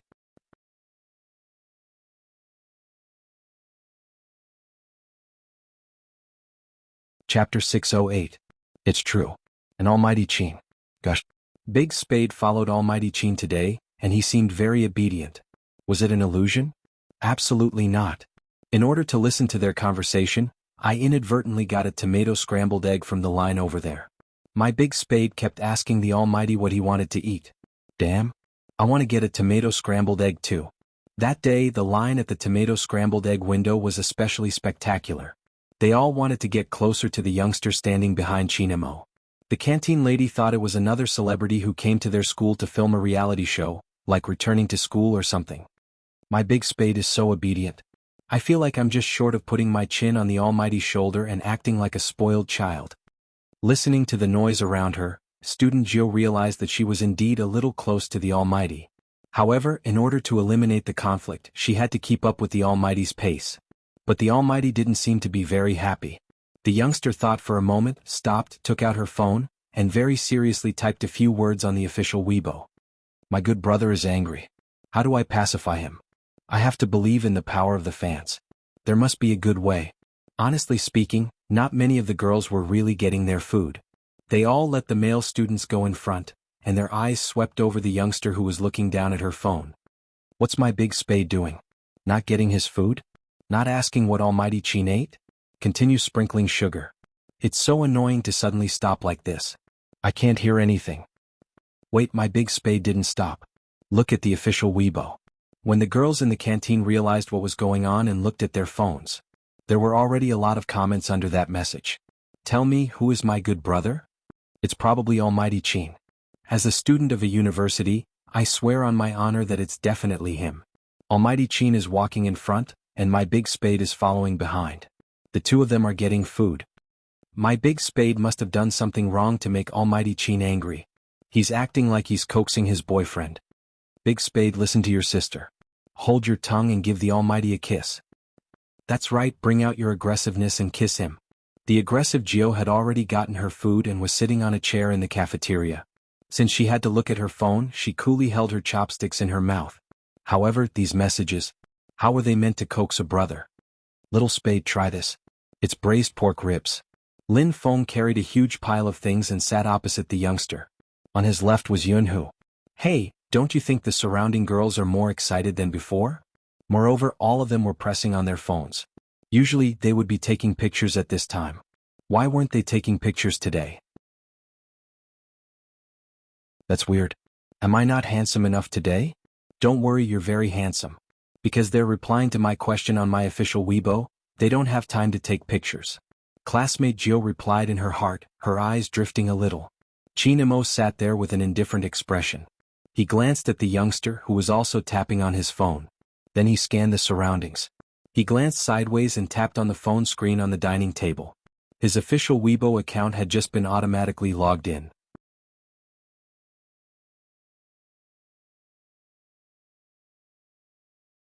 Chapter 609. Qin Mo's fingers paused. He hadn't expected the youngster to post such a post. It seemed like a certain someone didn't completely disregard him. But, Qin Mo lifted his lids and glanced at the fluffy head beside him. He dialed his phone to the side without a change in expression. He wasn't going to be a good brother. Why do I feel like there are more and more people watching us? Lin Feng dipped into the rice in his hands while giving Yunhu a look. Hurry up and eat before leaving. Amich, Yunhu replied faintly. Give me a piece of pork ribs. Here. Lin Feng wanted to place the pork ribs on Yunhu's plate. What he didn't expect was that as soon as he raised his chopsticks, the other person leaned over and bit down on the ribs on his chopsticks. Lin Feng looked at the sharp face in front of him. Wasn't it too close? What's wrong? Yunhu arched a brow. Lin Feng felt that he was making a fuss. They grew up wearing the same pair of pants, how could they be close? Nothing. He continued eating and didn't forget to steal the braised pork from Yunhu's plate. He only had eyes for food and didn't notice that their interaction was more intimate than a couple. This was the effect Yunhu wanted. He lifted the corner of his lips. It was full of tricks. Student Jiao didn't see this scene. She was still focused on waiting for her reply. But regardless of whether she scrolled forward or backward, she just grabbed onto the Almighty and kissed him. How was she going to tell her little cuties that she had already kissed the Almighty? Even though the Almighty was the one who initiated it, every time he kissed her, the Almighty's gaze seemed to want to kill her.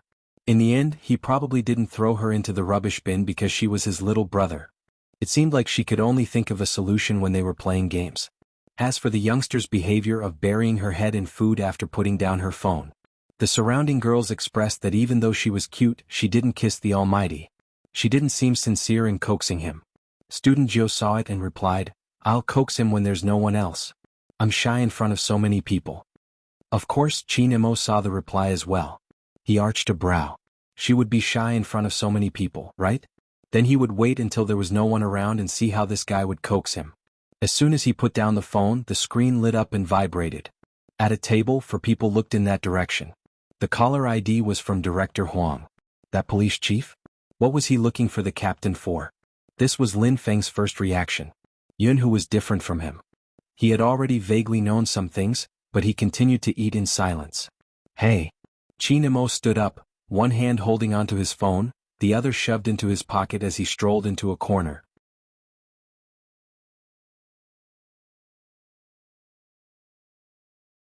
Chapter 610. Qin Mo didn't speak at the start. Until Director Huang couldn't wait any longer. He spoke, I suspect someone is guiding Li Mengran to commit suicide. What? Suicide? Director Huang bolted upright. What does that mean?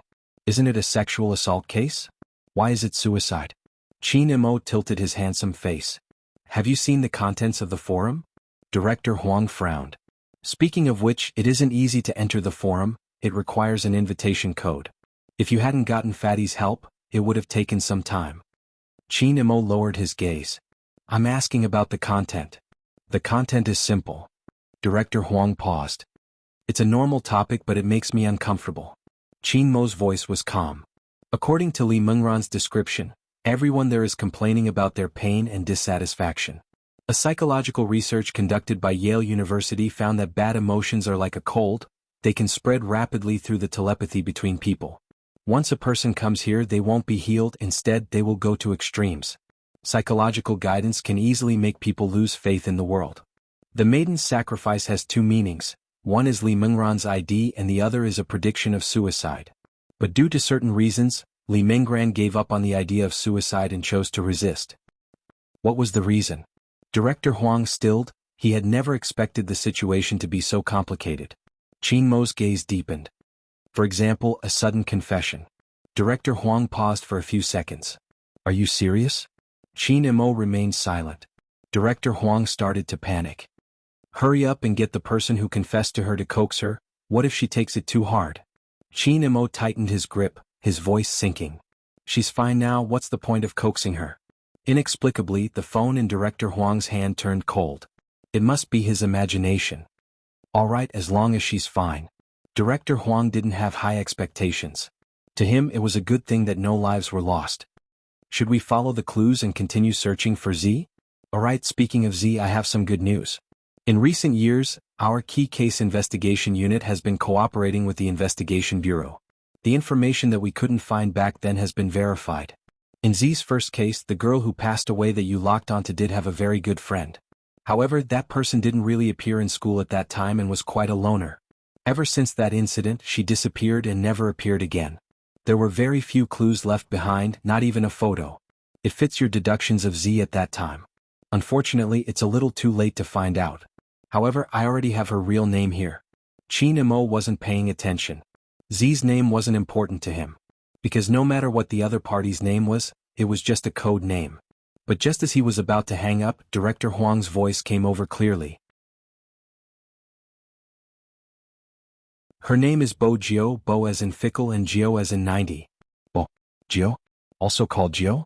Qin Mo's gaze paused and he looked towards the youngster instinctively.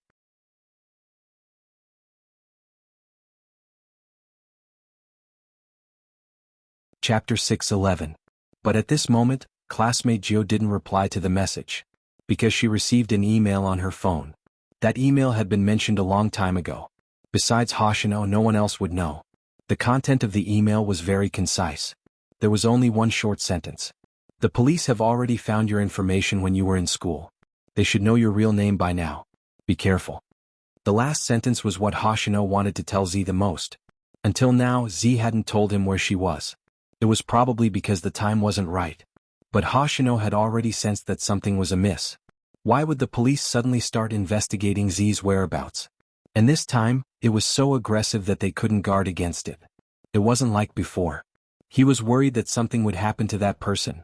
Vice Captain. A youngster at the side nudged Hoshino's arm. The host is asking you who were you texting with?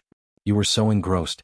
Hoshino laughed, his professional uniform made him look like a Star Trek commander. If I say it's someone I have a crush on, will I lose fans? Someone you like.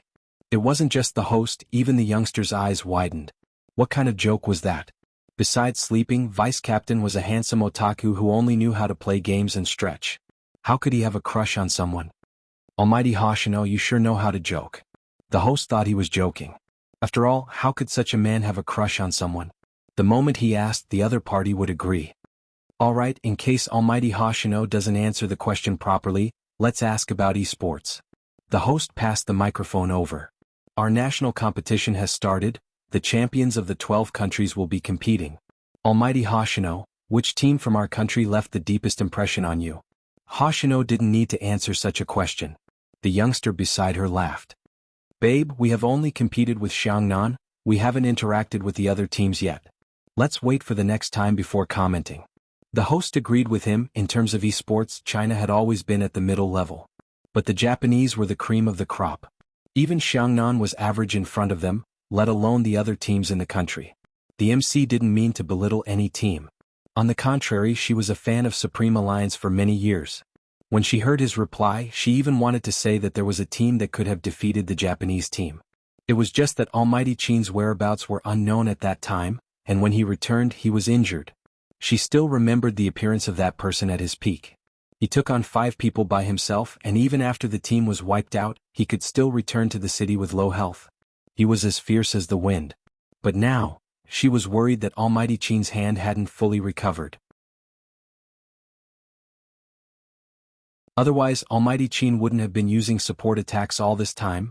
The second hand moved bit by bit. At the same time, in a university's cafeteria, after the youngster finished reading the email, he knew very well that the police had found out his real name because the Almighty was behind all this. In other words, it was very likely that the Almighty had already obtained all of her information. That was right. Bojio. This was the real her. She was born in the darkness. It was time to use her real name again. The youth raised his head, his eyes dark to the extreme. Because that was the only way she could be complete. It was neither completely black nor completely white. 0 with the name of Z.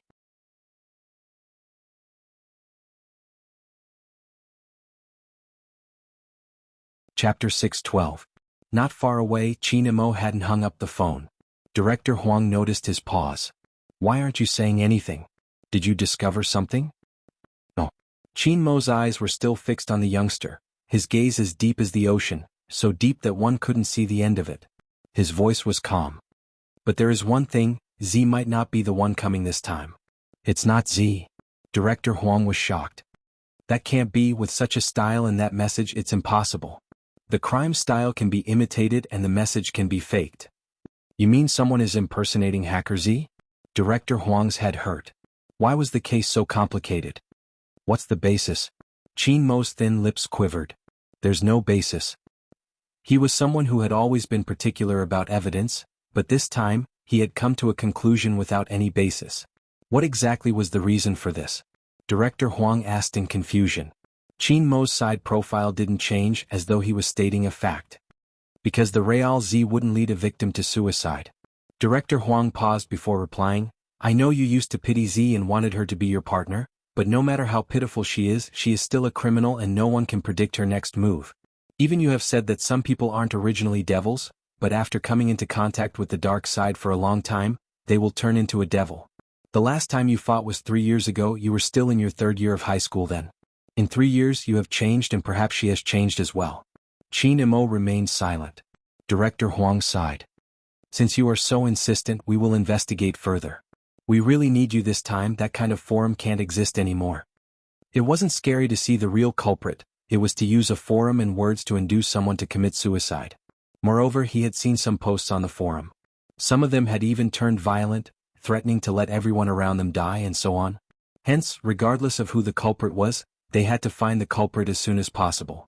As for whether this person is impersonating Z, it isn't important to this case. That was Director Huang's opinion. Qin Imo paused, his voice faint. No, it's very important. If the other party is really an imposter, we have to investigate why he impersonated Z. Every action of the criminal is related to the criminal himself. This is common knowledge in criminal psychology. Director Huang. This kid. Was he saying he had no common sense? Z. After saying this name, Qin Imo paused slightly before continuing. How old were you then? Is this also common knowledge in criminal psychology? Director Huang flipped through the documents. Same age as you, 18 years old, Gemini, born on June 6th. Other than these, there's nothing else. 3 years ago he was 18. The young man in front of him was only 17 years old. Their ages didn't match. His family background matched as well. Even though Z was Chinese, he lived in the 5th Avenue. The youth was in Jianghu City. But Qin Imo couldn't explain that feeling. When this man first appeared, he felt a chill run down his spine.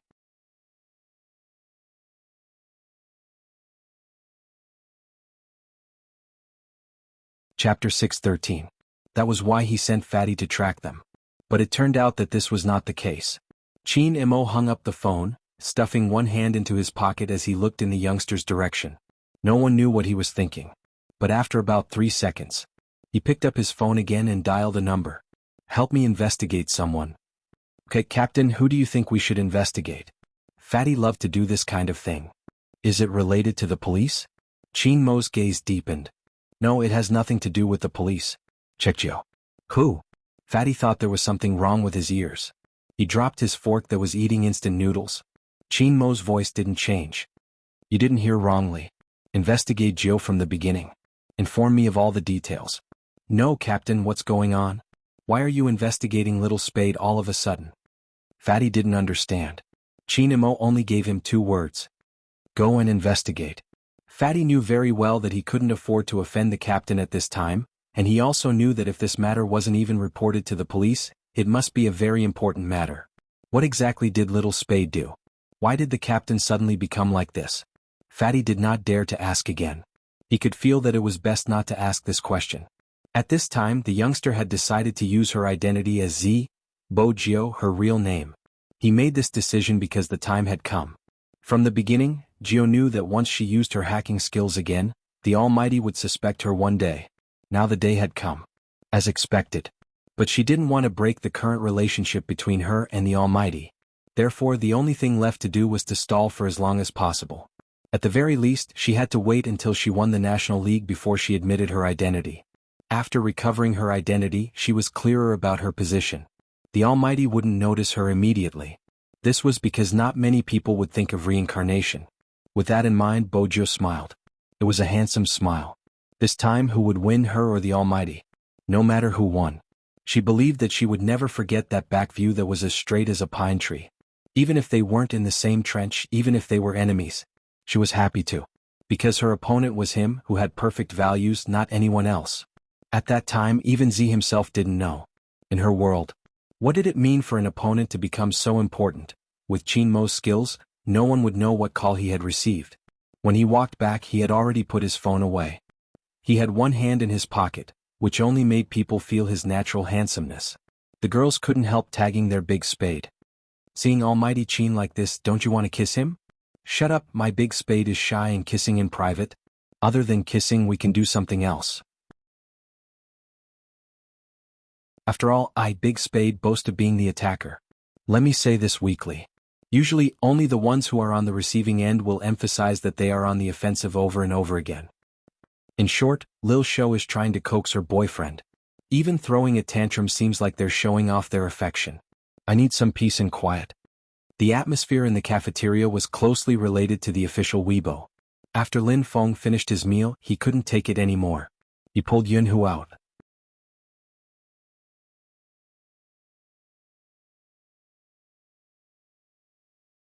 Chapter 6:14. The 4 of them left the cafeteria and went to the internet cafe near the school. It was rare to see such a good-looking combination. Even the cashier couldn't help but look up at the 4 of them. They were both men, but why was he so ugly to look at? Fortunately, the cashier didn't play hero, so he didn't know them. Otherwise, they would have been surrounded the moment they entered.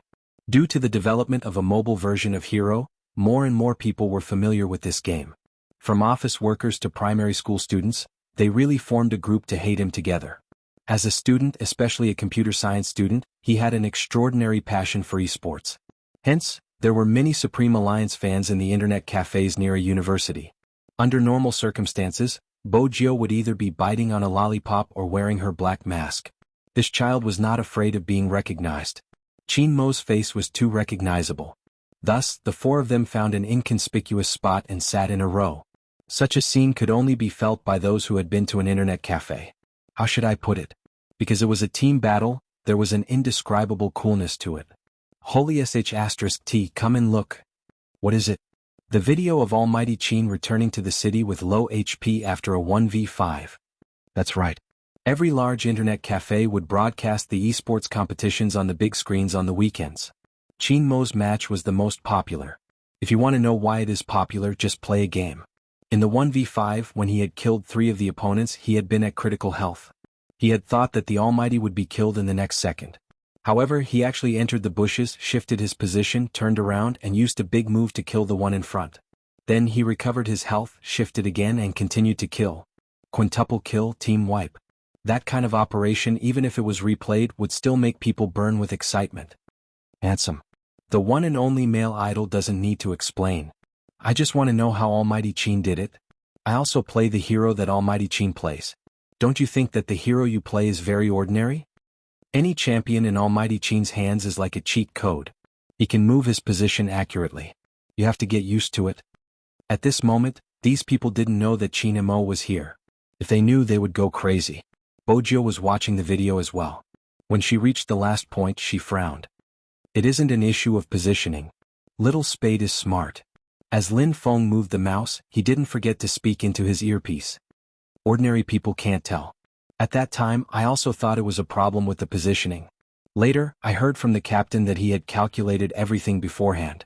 He used geometric formulas to calculate. What a crazy genius. Bojiu turned towards the Almighty who was seated beside her. That person was wearing headphones and had a cigarette between his lips. Even when he was playing games he looked very abstinent. When he saw the young man he looked at him again. Chinemo removed his headphones and looked into the youngster's eyes.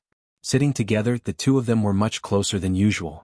Everyone knew about the chairs in internet cafes. Basically, their arms were touching each other. Moreover, Chinemo was in this position. Their auras seemed to be able to blend together. They were so close that it was a little ambiguous.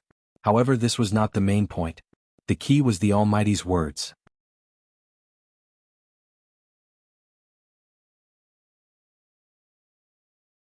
Chapter 6:15.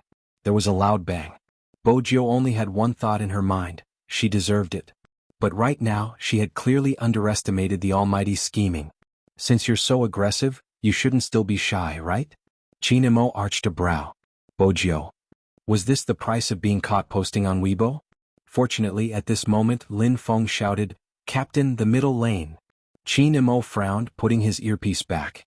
His left hand gripped the mouse and he turned invisible, gliding across the field, heading straight for the middle lane. He returned with a big move, crossing the tower. The opponent hadn't expected him to appear so suddenly. It was too late to kill him. On the other hand, one of his teammates had wanted to use the opportunity to chase the Almighty to the bottom of the tower, but he was instantly killed by the Almighty. Unexpectedly, the Almighty jumped and bounced back. 3 skills were critical hits. That person was instantly stunned. Lin Feng went forward, crouching with a big move. Double kill. Awesome. Captain, continue? It was said that Hero was a game that emphasized teamwork. What would it feel like to have a godlike assassin? It felt like killing all the way to the end. Pushing down the tower wasn't a big deal, they wanted to kill. Bojiu was taken aback by the Almighty's playing style. It was one thing to watch him play on the screen, but it was another to watch him move the mouse with her own eyes. Anyway, the Almighty could take on an entire team. Hence, Bojiu didn't leave the city. She held her chin mischievously, glancing sideways at Chinemo while asking, "Brother Imo, have you never lost before?" Not only has he never lost, but he has also never died in the game. Lin Feng replied to the youngster, "Little Spade, why aren't you moving?" Bojiu smiled faintly. "If I move, it won't be fair to the opponent. You and the Almighty can have a 2v5. The moment she finished her sentence, the person on the other side who was killed seemed to be very unconvinced. He shouted the Almighty's alt account's name, "Assassin on the other side, just you wait." Just you wait? Bojiu thought to herself. He had to die. Chinemo didn't say anything, but there was one thing. He stopped right in front of the tower and did not move an inch. The other party had sent 3 people at once. The leader snorted. Since he wants to die so badly, let's fulfill his wish. But who knew that just as he finished speaking, the person in front of him disappeared in a flash. F***ck invisibility? Before he could finish his sentence, a silver light pierced through his back and went straight for his vitals. This was the first move, the second was a deceleration critical strike, and the third was a retreat. All that could be heard was the sound of a KO. If one were to describe the Almighty's technique in one sentence, it would be that he could kill a person within 10 steps without leaving a trace. Most importantly, he only killed that person and didn't touch anyone else. From then on, he only caught that person. After killing the opponent 3 times, that person was so scared that he didn't even dare to leave the city. This was destined to be a loss. The other party's city protecting crystal was gone. However, some people were just stubborn. "Haha, you're awesome, you're awesome. If you have the ability, come to the city and kill me." As soon as he said this, Bojiu saw the Almighty move. First, he went invisible. Then he sprinted. Without anyone noticing, he used a big move, forcefully killing someone under the crystal. The other party's teammates would definitely surround the Almighty.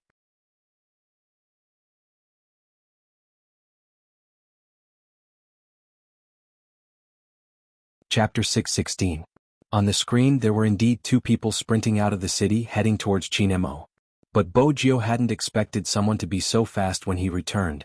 Just as she leaned over, intending to kiss the Almighty's cheek and create trouble for him, Chinamo had finished dealing with the two people opposite him. Chinamo had finished dealing with the two people on the other side.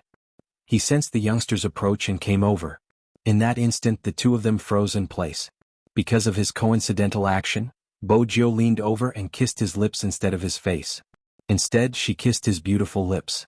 Both of them were really close. They sat on the chairs in the internet cafe, but their lips were stuck together. Bojio's dark pupils trembled. The touch on his lips was icy cold, with a familiar minty tobacco fragrance, soft and penetrating into his heart. Bojio could see the smile on the Almighty's lips, the strands of his black hair falling down. His thick eyelashes were bewitching, his slightly curled lashes tinged with a faint silver ash. His fair and tall nose bridge was like ancient jade and ivory. His lips were pale and pure, glistening like pearls. Coupled with his face full of lust, it was a captivating sight. Bojio couldn't describe her feelings, except for the clear sound of her heartbeat. It was the unique sound of the internet cafe's keyboard. But at this moment even the sound of the keyboard seemed to have been hidden. The surroundings seemed to have quietened down. Lin Feng, who was sitting beside her, turned when he saw the 3 kills on the screen. He was just about to shout, "Cool!" when he saw the scene he had never expected to see. Little Spade was extremely close to his captain. It wasn't just close, their mouths were touching. Looking at the scene in front of him, Lin Feng's mouth was wide open into the shape of an O. For a moment his thoughts were in a mess. How could he have the time to care about his own game? He just sat there dumbfounded. He even forgot to move his mouse. He was petrified. And from the looks of it, Little Spade was the one who initiated it? What did Little Spade mean? Was he so upset that his captain had a girlfriend that he couldn't take it anymore and decided to make a move on him? Honestly, as someone who was often heartbroken, Lin Feng could understand the youngster's actions. But Little Spade, did it ever cross your mind that Captain would destroy you if you treated him this way? In Hero, the other party wasn't aware of the situation. When they saw the expert who had killed the 3 of them suddenly standing there motionlessly, they thought it was a trap. Hence, he had shot an arrow from afar. When there wasn't any reaction, he had hurried over and started shooting randomly at Chinamo. Finally, he had killed him. The sound of death came from the game, causing Bojio to retract herself. Chinamo continued to stare at the youngster. He didn't kill her like Lin Feng had said. Instead, his gaze deepened, glinting with an unfathomable glint. His brows were arched as though he was waiting for her to give him. This was the first time since the game. Bojio mows to kill him.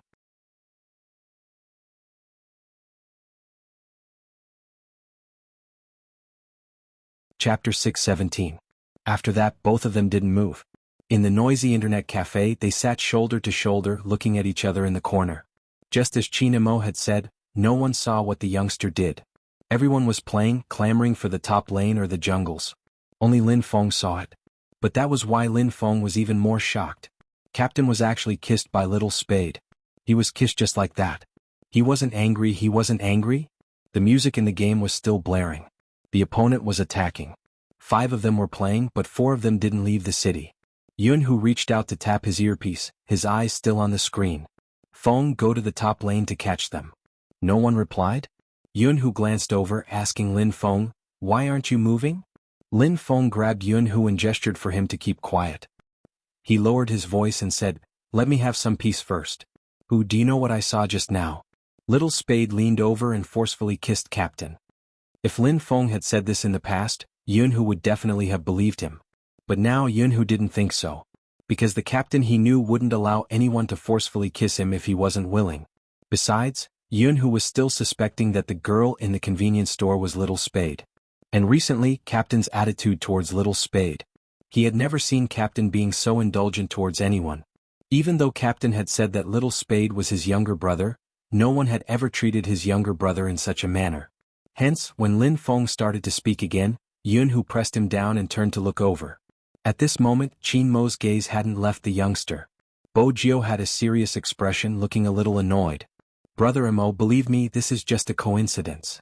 Qin Mo glanced at the youngster, placing down the mouse in his right hand.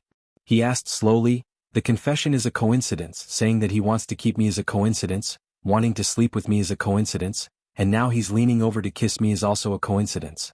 Is this the explanation of a wall-jumping scholar? Lin Feng gave the youngster a stern look. Little Spade, stop being so stubborn. Is it that hard to admit that you like Captain? It's up to you whether you admit it or not. Everything you've done is enough to prove that you love our Captain to the extreme.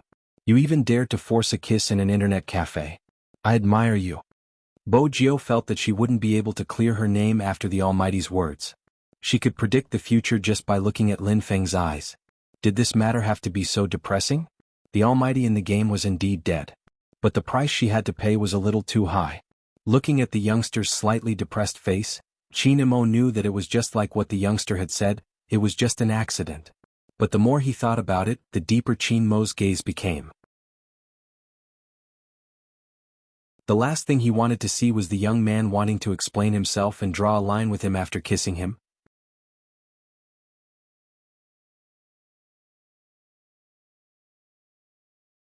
Chapter 6:18. What? Bo Jio arched a brow. What else could she do? A kiss was a kiss. She couldn't let the Almighty kiss her again. Qin Imo lowered his breath. At that distance, his breath brushed past her lips. You have to take responsibility for kissing me, do you understand? Responsibility? The Almighty had kissed her twice, but she hadn't asked him to take responsibility. She had only kissed him once and he was asking her to take responsibility? Bo Jio arched a brow, breaking into a smile. If Brother Imo doesn't mind, I can bring him home. When Lin Feng heard this, he covered his face. Little Spade, you still haven't changed your evil intentions towards Captain. Bo Jio admitted her intentions since the Almighty wouldn't agree to it. But who knew that the Almighty's thoughts would always be like the weather forecast, never accurate. Sure. Two calm words, his voice filled with a familiar magnetism. It wasn't just Lin Feng, even Yun who turned over when he heard the reply. The player was still hooting.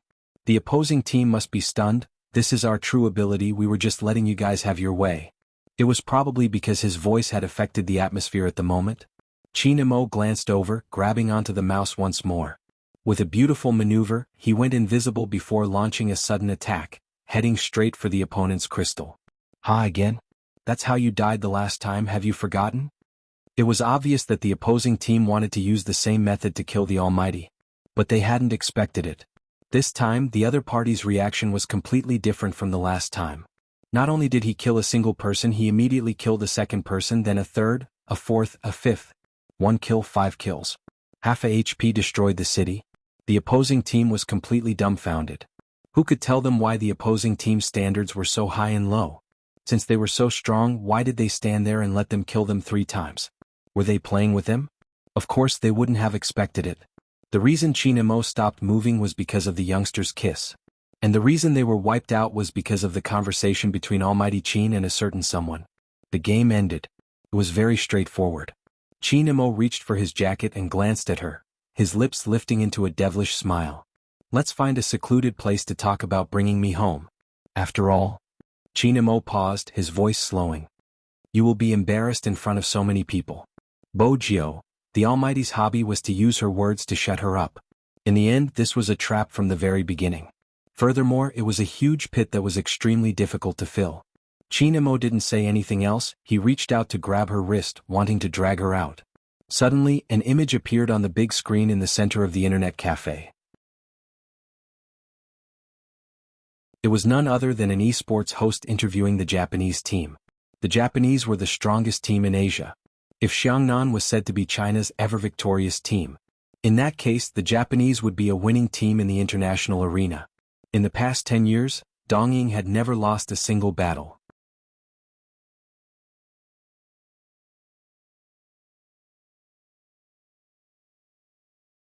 Chapter 6:19. Back then, the existence of the Japanese had ignited the esports craze in Asia. In the past, esports had never been called esports, it had been called gaming. But now, esports had gradually become a recognized profession. There were even schools that offered esports as a profession.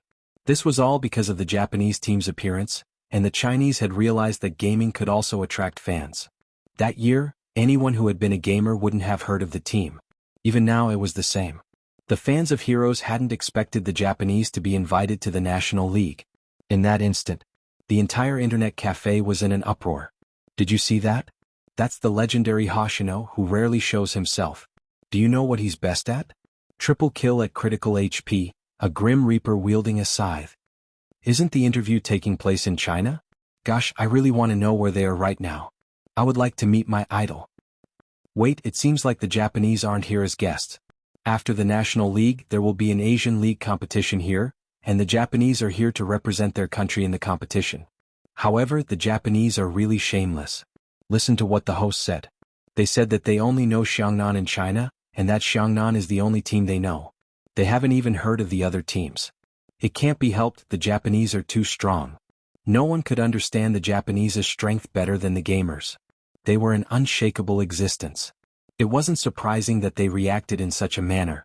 Lin Feng and Yun, who had been watching the video as well because they hadn't known there would be an Asian League after the National League.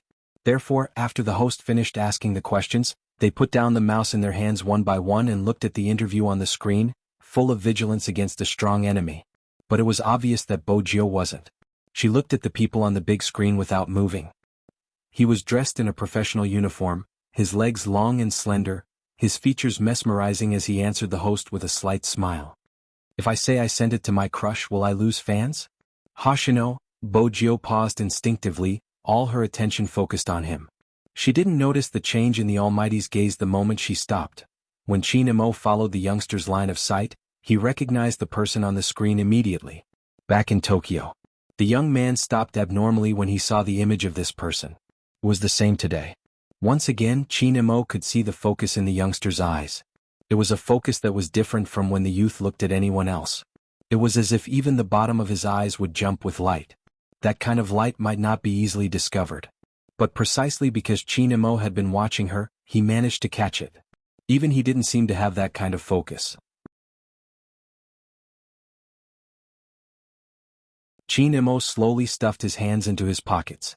He glanced at the youngster's side profile and then at the youngster who was staring at the screen. His head hung low and the stray hair on his forehead covered his eyes. Only his half-curled lips could be seen as if he was smiling.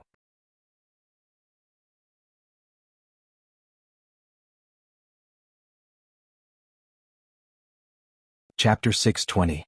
This should be the first time the Japanese have made such a high-profile appearance. I didn't expect them to be so good-looking. Lin Feng stood up, walking towards them.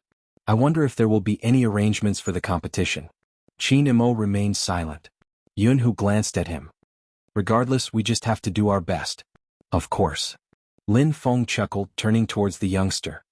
Little Spade has to resolve his conflict with Captain. If not, our main team members wouldn't be able to adjust their emotions and lose. Yun Hu didn't think it could be resolved so easily. There had to be an opportunity to clear things up. But the National League wasn't the time to talk about personal feelings. The appearance of the Japanese meant that this year's National League would be different from previous years. The skies outside darkened. Qin Imo didn't hold the youngster responsible because he received another call.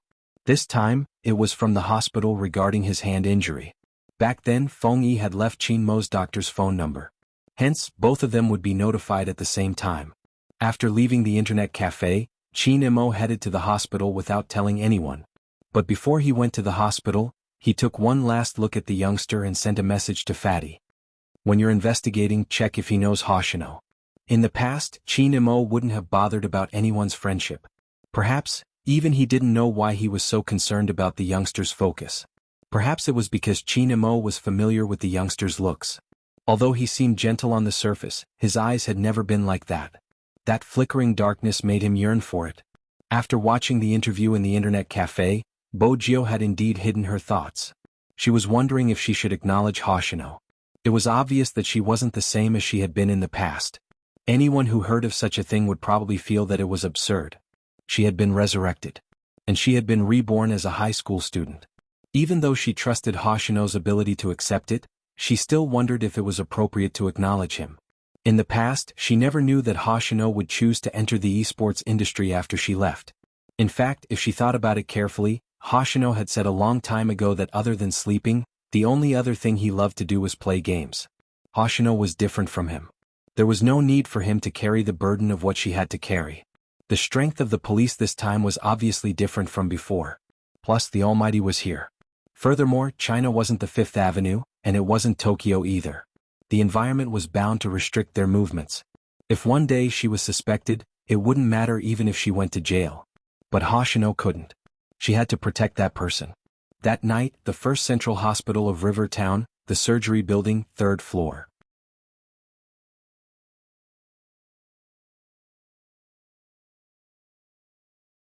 Chapter 621. I have to compete. After listening to the attending physician's words, Qin Imo reached out and unrolled his half-rolled sleeves. The attending physician shook his head at his indifferent and handsome side profile. That was what Feng Yi heard when he arrived. His smiling eyes lost the light they had when he arrived. The last time he asked, Almighty Qin told him not to worry about his hand injury, so he thought it was already healed. But now that he thought about it, if he had recovered a long time ago, the attending physician wouldn't have asked him to pay more attention at that time. Feng Yi tightened his grip on the door handle and pushed it open. He ignored Qin Mo's gaze and focused on the attending physician. Dr. Liu, I will let him rest according to what you said. Can you tell me how long he needs to rest? At least 3 months. 3 months. Feng Yi knew what this meant. The entire National League was only 20 days long. 3 months meant that Almighty Qin had to give up this year's competition. Seeing this, the attending physician paused for a moment before continuing. Of course, if you were to make a trip to America and ask the experts there, you might be able to save some time. They have a way to stabilize it, but even so, you'll still need at least a month of rest. The nerves in the hand are very sensitive. In addition to your profession, the more intense the competition, the more flexible the fingers and the strength of the wrist are required. His hand might not be able to withstand such a huge amount of pressure if he's concentrated for a long period of time. I know that the National League is very important to you, but no matter how important a competition is, it can't compare to the health of a hand. Feng Yi understood. Ever since he met Qin Imo, he knew he was born for esports. It was just that in the beginning, as a manager, he had too many flaws. That was why even though he had won the Most Valuable Player award, he had never won a team championship. It wasn't like Xiangnan didn't try to poach Almighty Qin back then. However, that person refused. He also took out a sum of money to strengthen the Supreme Alliance. From then on, the Supreme Alliance belonged to the Qin Corporation. He finally didn't have to go back to inherit the family business that he didn't like. He started to have his own direction and became one of the top esports agents in the country. However, he owed that person a national championship. He owed it from the very beginning. They had thought that with Spade Z this year, that person could finally return to his old playstyle. Feng Yi still hadn't forgotten the thought that prompted him to become a manager. It was the scene of that aloof youngster waving his mouse and wiping out the entire team in a 1v5. To be honest, at that time he had tricked the Almighty. Originally, he didn't have much experience as a manager. It was just that his family was in the entertainment industry, so he didn't know that esports and entertainment were different. Other than handling some things well, it was more important to find good teammates. Come to think of it, ever since the team battle, that person had never waved his mouse as unscrupulously as before. But when it came to working with Little Spade, Feng Yi lowered his lids. Dr. Liu is right. No matter how important the competition is, it can't compare to the health of a hand.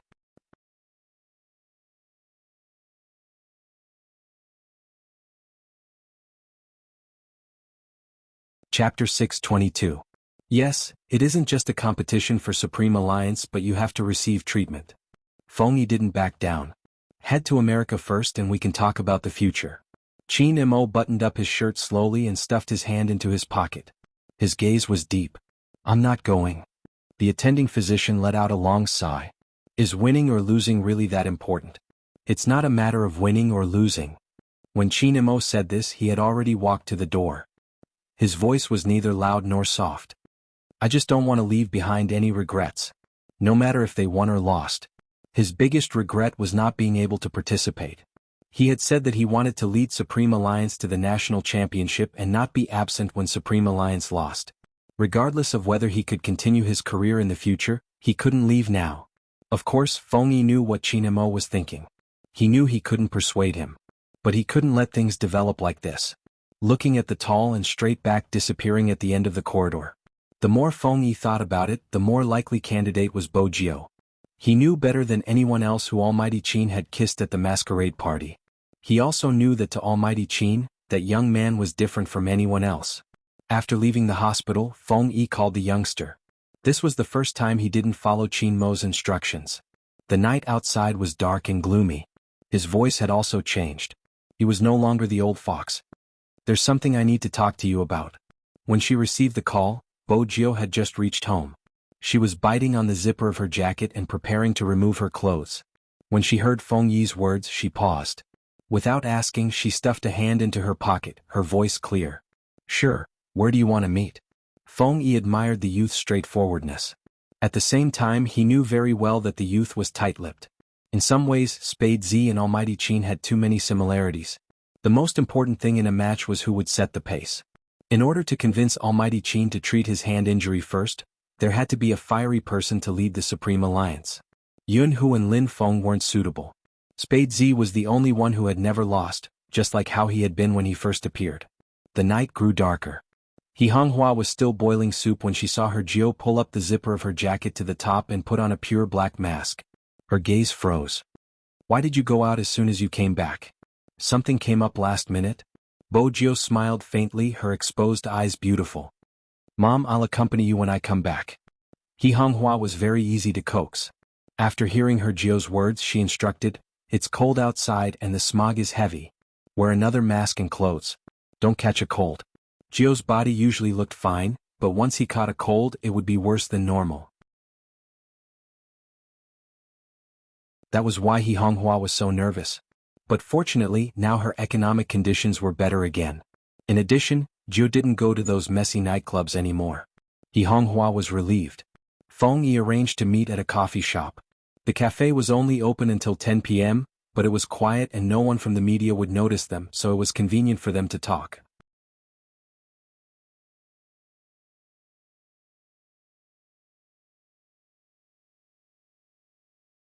Chapter 623. This is the scan the doctor gave Almighty Qin today. It's about his injury. The attending doctor said that he has to stop all competitions or his hand might not be able to play anymore. Bo Jiao stilled. In that moment she forgot to remove her mask. During the competition, no one had mentioned the Almighty's injury. But she had assumed that since he was able to participate in the competition again, it meant that he had recovered. Why, only you know about this, Feng Yi continued, tilting his head towards the window. Feng Yi continued, tilting his head to look out the window. Lin Feng and the others all thought that Almighty Qin had recovered. In fact, if the attending doctor hadn't called me, I wouldn't have realized it. The moment he said that, the atmosphere turned heavy. The atmosphere seemed to be heavy and neither of them spoke. Feng Yi wasn't sure how long had passed. The youngster sitting opposite him finally spoke, her dark eyes deep. Brother Mo won't give up on this competition, that's what he insists on. Feng Yi paused. You're right.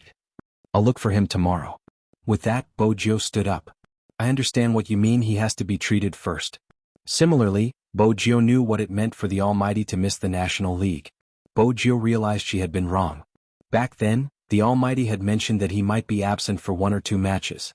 She had assumed he was going to investigate Z. But after hearing Feng Yi's words, she understood that it wasn't because of the police but because his injury had reached a certain threshold. In order to prevent his opponents from finding his weakness at the start of the National League, he would be absent for the first 2 matches. It wouldn't be a problem during the regular games, but it would be a different story when it came to a professional competition. The faster the hand speed, the more severe the damage to the Almighty's hand. Moreover, the Almighty had used the 3000 knife cutting. Such a special technique didn't just depend on the opponent's speed but also the strength of the wrist. Hence, the pressure on the wrist would be felt indirectly. But once he entered the National League, it wouldn't be as easy as the regional competition, especially against Xiangnan in the future. Regardless of whether it was a 1v1 or 5v5, the Almighty would lose if he didn't use the 3000 knife cutting. Based on her understanding of the Almighty, if he used 3000 knife cutting again, the consequences would be unimaginable. Even though the Almighty knew about it, he still decided to use it limitlessly in the semifinals, especially against Xiangnan. For Supreme Alliance to win the national championship. He had long planned to use his future career in esports to exchange for it.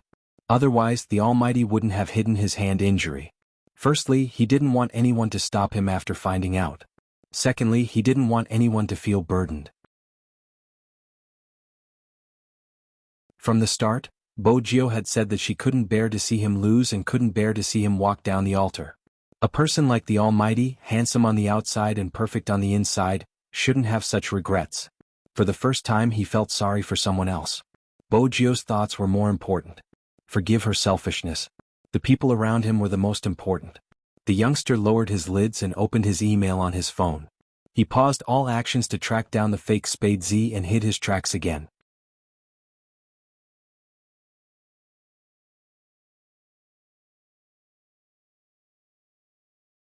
Chapter 624. The National League was around the corner. An overwhelming number of reports came flooding in. Just as Feng Yi had said, no one in the team knew about Qin Mo's hand injury.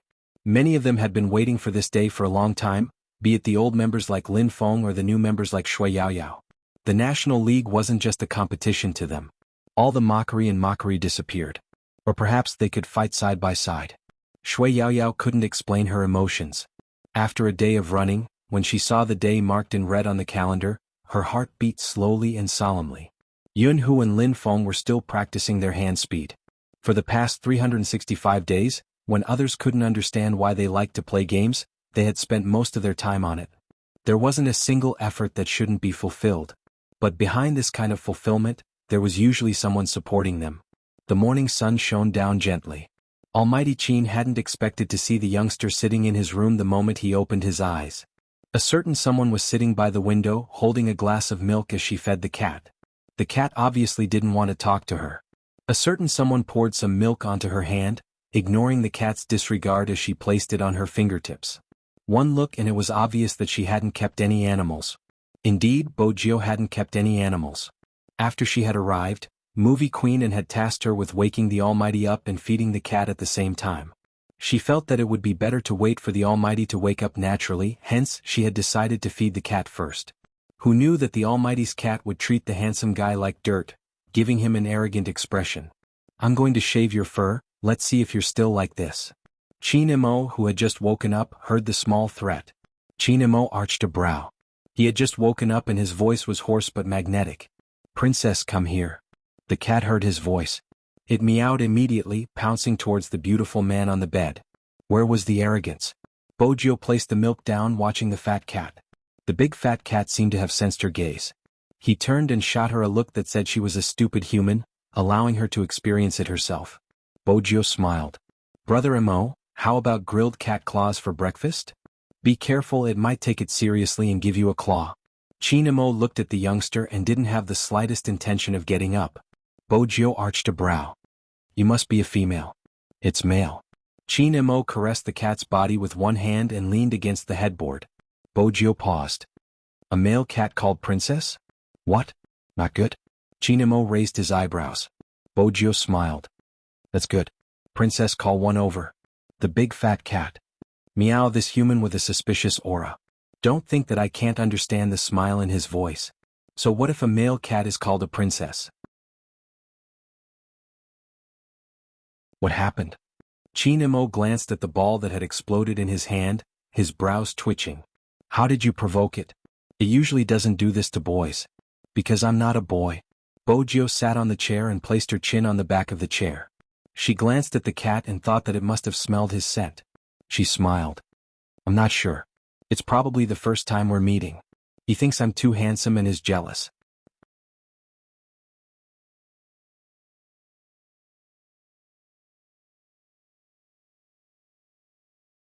Chapter 625. He forced himself not to think about the uncontrollable images. It wasn't difficult for Qin Mo.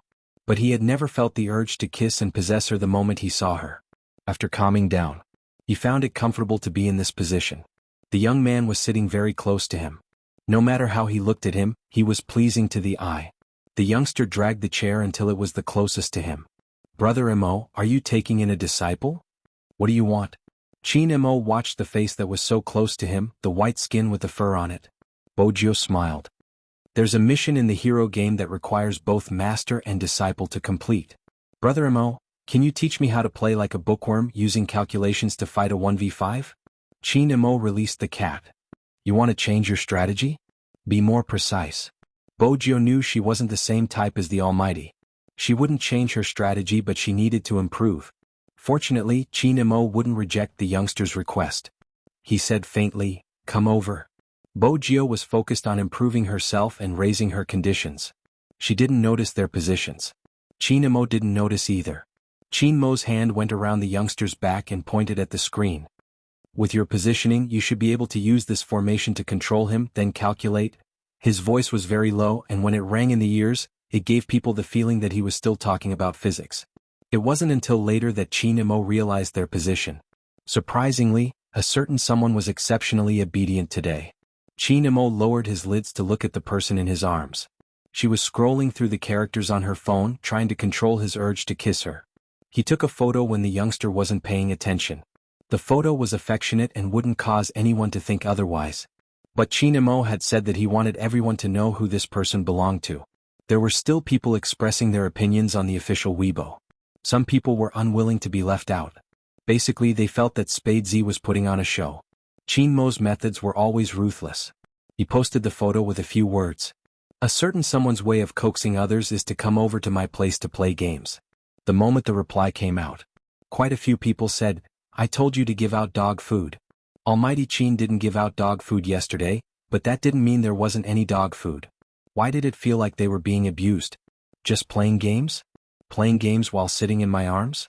I also want to sit in my boyfriend's arms and play games in the future.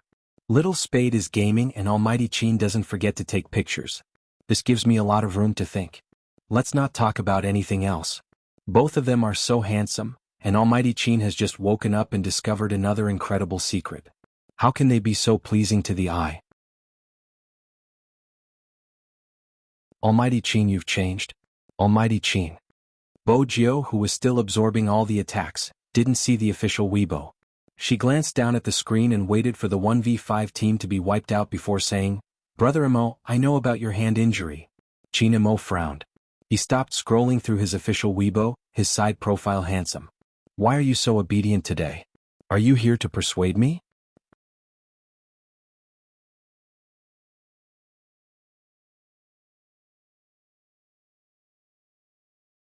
Chapter 626. Qin Imo had thought that this guy would talk a lot, but on second thought this guy was never one to talk so much. But Qin Imo glanced at the youngster who was leaning close to him. He reached out to flick the sharp handsome face and said slowly, Are you trying to force me to treat you or force me to sleep with you? Qin Mo's eyes widened and his voice was calm. Are you forcing me to treat you or to sleep with you? There was such a coincidence in one situation. Because Princess ran down, Auntie Jiang held the cat and stood at the door in a daze. She couldn't believe what she was seeing. The plump princess cried out in her arms. In the words of a cat, it was, You human with an abnormal aura, let go of my master. Of course Bo Jiao heard the commotion. She turned and glanced at Madame Zhang's expression. I knew it. There was no need to say anything. After all, her current posture looked like she was about to force herself on him. Coupled with the Almighty's words and her previous dark history, there was no way she could clear her name. Qin Imo also saw the person over there. He raised his eyebrows and said slowly, Aunt Zhang, what's the matter? No, I'll carry the princess away. You guys continue? Auntie Zhang almost ran away, feeling very conflicted. If it was a girl who treated the young master like that, he could understand. Why did ninth young master's actions just now? She must be thinking too much. But young master had clearly said the word, sleep. It was a mess, a complete mess. So ninth young master had that kind of feelings for young master? Auntie Zhang hugged the princess, not caring if the princess would scream or not. She was in a daze. In the room. They were still staring at each other. Almighty Qin put his hand on the young man's waist and smiled faintly. What? You're not going to force me anymore? Bo Jiao arched a brow and pressed herself down, her breath landing beside his ear. She smiled. Brother Imo, think about it, if something really happens to your hand, even someone as strong as me would be able to push you down. It would be too dangerous. I'm just complimenting your handsomeness, it would make you lose control. Qin Mo's eyes darkened, probably because he had seen the youngster in female clothing. Now, as long as this fellow supported himself by her side and approached her in this manner, the image in her mind would no longer be so pure. Since it was this person who took the initiative to approach. Then don't blame me for being impolite. Qin Imo exerted force with his left hand and flipped the person over. He pressed down on the youngster's shoulder and looked at the beautiful collarbone that was pulled out. His thin lips moved closer to that place and his voice was deep. How can you not control yourself, She didn't expect the Almighty to tease her like this.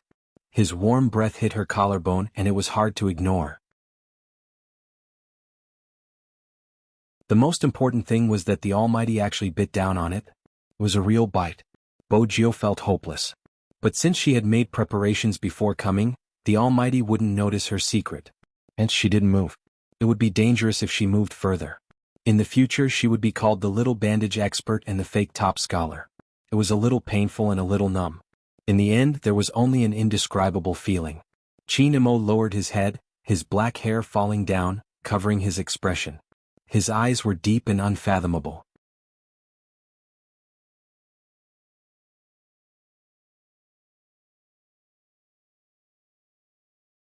Chapter 627.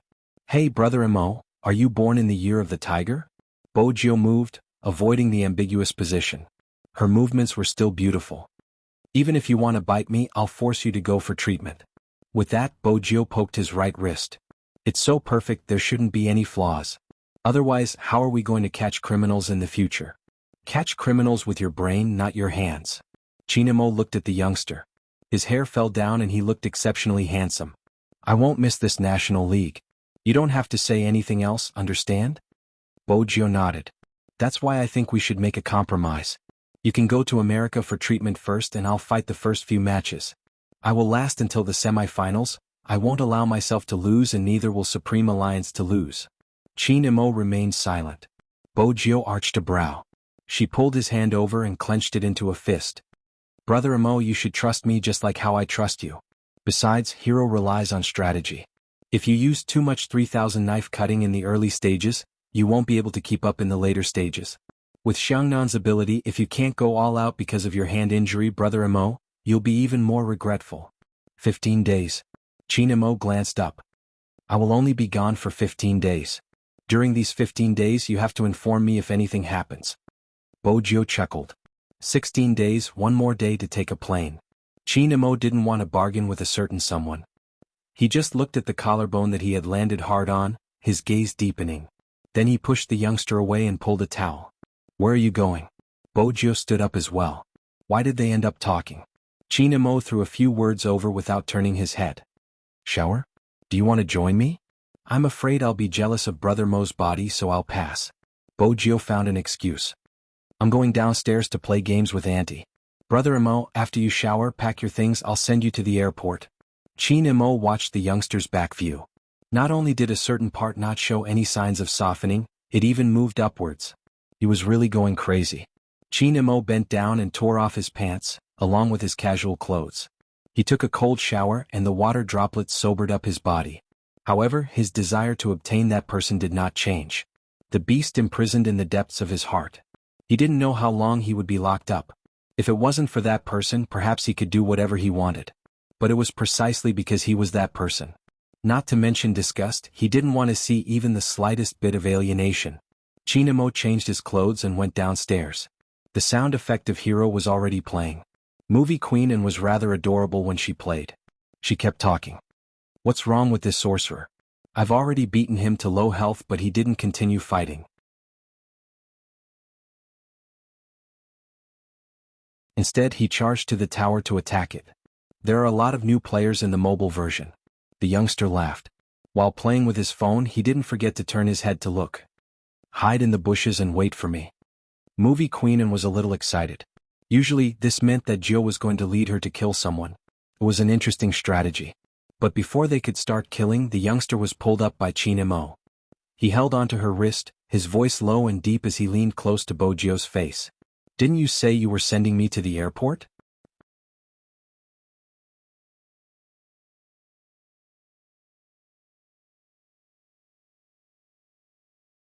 Chapter 628. Movie Queen and didn't understand. Why are you going to the airport? The National League is tomorrow and the first match is in Jianghu City, isn't it? She came back to watch the competition. Qin Imo replied.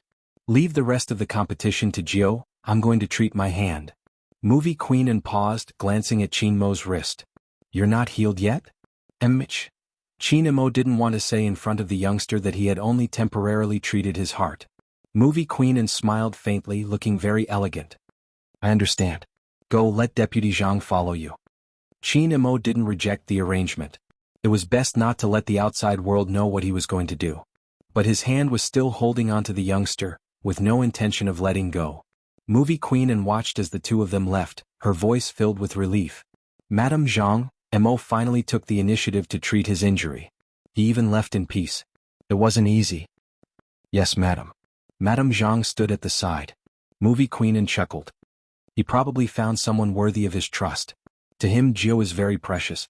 That scene still lingered in her mind. Madame Zhang didn't know how to reply. She couldn't possibly tell Madame that young Master Jiao had almost forced himself on her, right? But judging from young Master's attitude, he was probably willing to be forced on. Madame Zhang had served the Qin family all her life and had seen such things in the courtyard. Sometimes two soldiers could see eye to eye. But it was a difficult path to walk. Hence, she chose not to say anything. In her heart, she hoped that the two young masters could think it through and be happy. But someone else didn't think so. Wu Zhen, who couldn't stand the youngster, tightened her grip on the mouse after seeing Qin Mo's official Weibo account. She took a deep breath and stood up. In reality, she couldn't understand why she had liked that person for so many years. Why didn't he ever respond to her? This kind of method was really too chilling. But no matter what, she still liked him.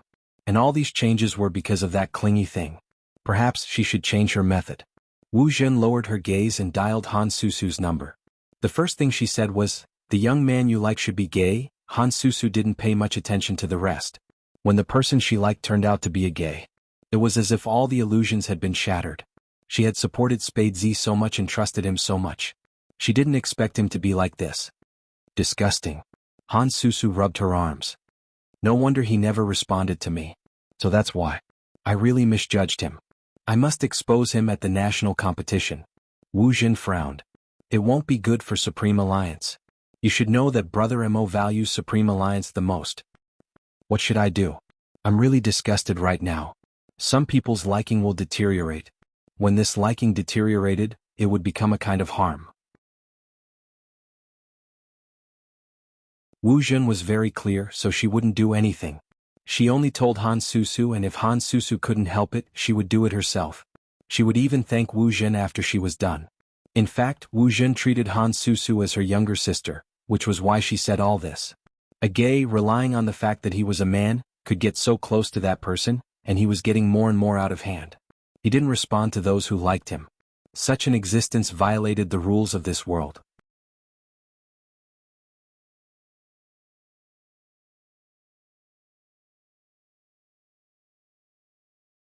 Chapter 629. I can't let my love go to waste. Han Susu continued on the other side of the phone. This kind of person is really scum, I want to expose him. After making this decision, Han Susu hung up Wu Jin's call and started to think. She usually called so many friends to support that person, wasn't it because she liked him? She thought that the youth didn't respond to her because of his cold personality. Now it seemed that he was a gay who had always been fawning over Big Brother Qin. She wanted to see how he could compete in peace after she exposed him. There were many kinds of likes, and the most terrifying one was extreme. Those who were used would never realize that they were being used. Even if he realized it, he was willing to do it. It was very simple because that was human nature. It had nothing to do with right or wrong. There was a saying, if I like you then you must like me. I've already used my own way to like you, but if you still treat me like this, then I'll be disappointed in you. Han Susu was such a person. Moreover, this kind of person had always been self-righteous. If he gathered his friends to denounce a person, at the very least, he would be able to tear down that gay's disguise. That was Han Susu's goal. A matter had long changed its flavor through her imagination. Moreover, she felt that she had done so many things before and had not received any response. The other party was really not worthy, so when it came to her, the matter changed again. In addition, the average age of fans in the esports circle was quite young, so a few of them gathered together to discuss. If I knew he was gay, I wouldn't have liked him at all. In the past, when I saw him with the Almighty, I thought they were quite loving. Turns out he's actually gay. I can't accept it. We vote for him every day to boost his popularity. What a waste. Actually, I think it's fine even if it's a gay. Why didn't you tell everyone? I really like him, but this is the last time. Basically, there were all kinds of comments and they all rushed to the official Weibo. Some of them weren't even Spade Z's fans. They were friends that Han Susu knew, pretending to be her fans and leaving messages as well. It revolved around the topic of gay men and asked a lot of questions. We like you and this is how you treat us? That was the tone. The audience thought that Spade Z had done something to the other party, and their faces were full of EXM. The official Weibo management was very effective and explained the ins and outs of the matter. Putting aside the fact that my Big Spade is straight, even if he is gay, has he slept with any of you? No, listen to me, Big Spade is gay, but he's Almighty Qin's. You guys have no hope, really. Go get your lunchbox and go to sleep. We like him so much, but he's like this. As a passerby, I can't take it anymore. I feel that Spade Z is really inhumane treating his fans like this. Confused, how did my big Spade treat his fans? He's gay, he didn't say that. Because the replies were too powerful, and it wasn't just one, but more than 10 of them appeared at the same time. You're tuning in to the Han Li's Wuxia Adventures YouTube channel. We're so grateful for your support, and don't forget to subscribe to join us on this incredible journey through captivating stories. Your generosity through donations truly makes a world of difference, as it's the primary source of revenue that allows me to expand and enhance this channel for you. Thank you from the bottom of my heart for being a part of this adventure.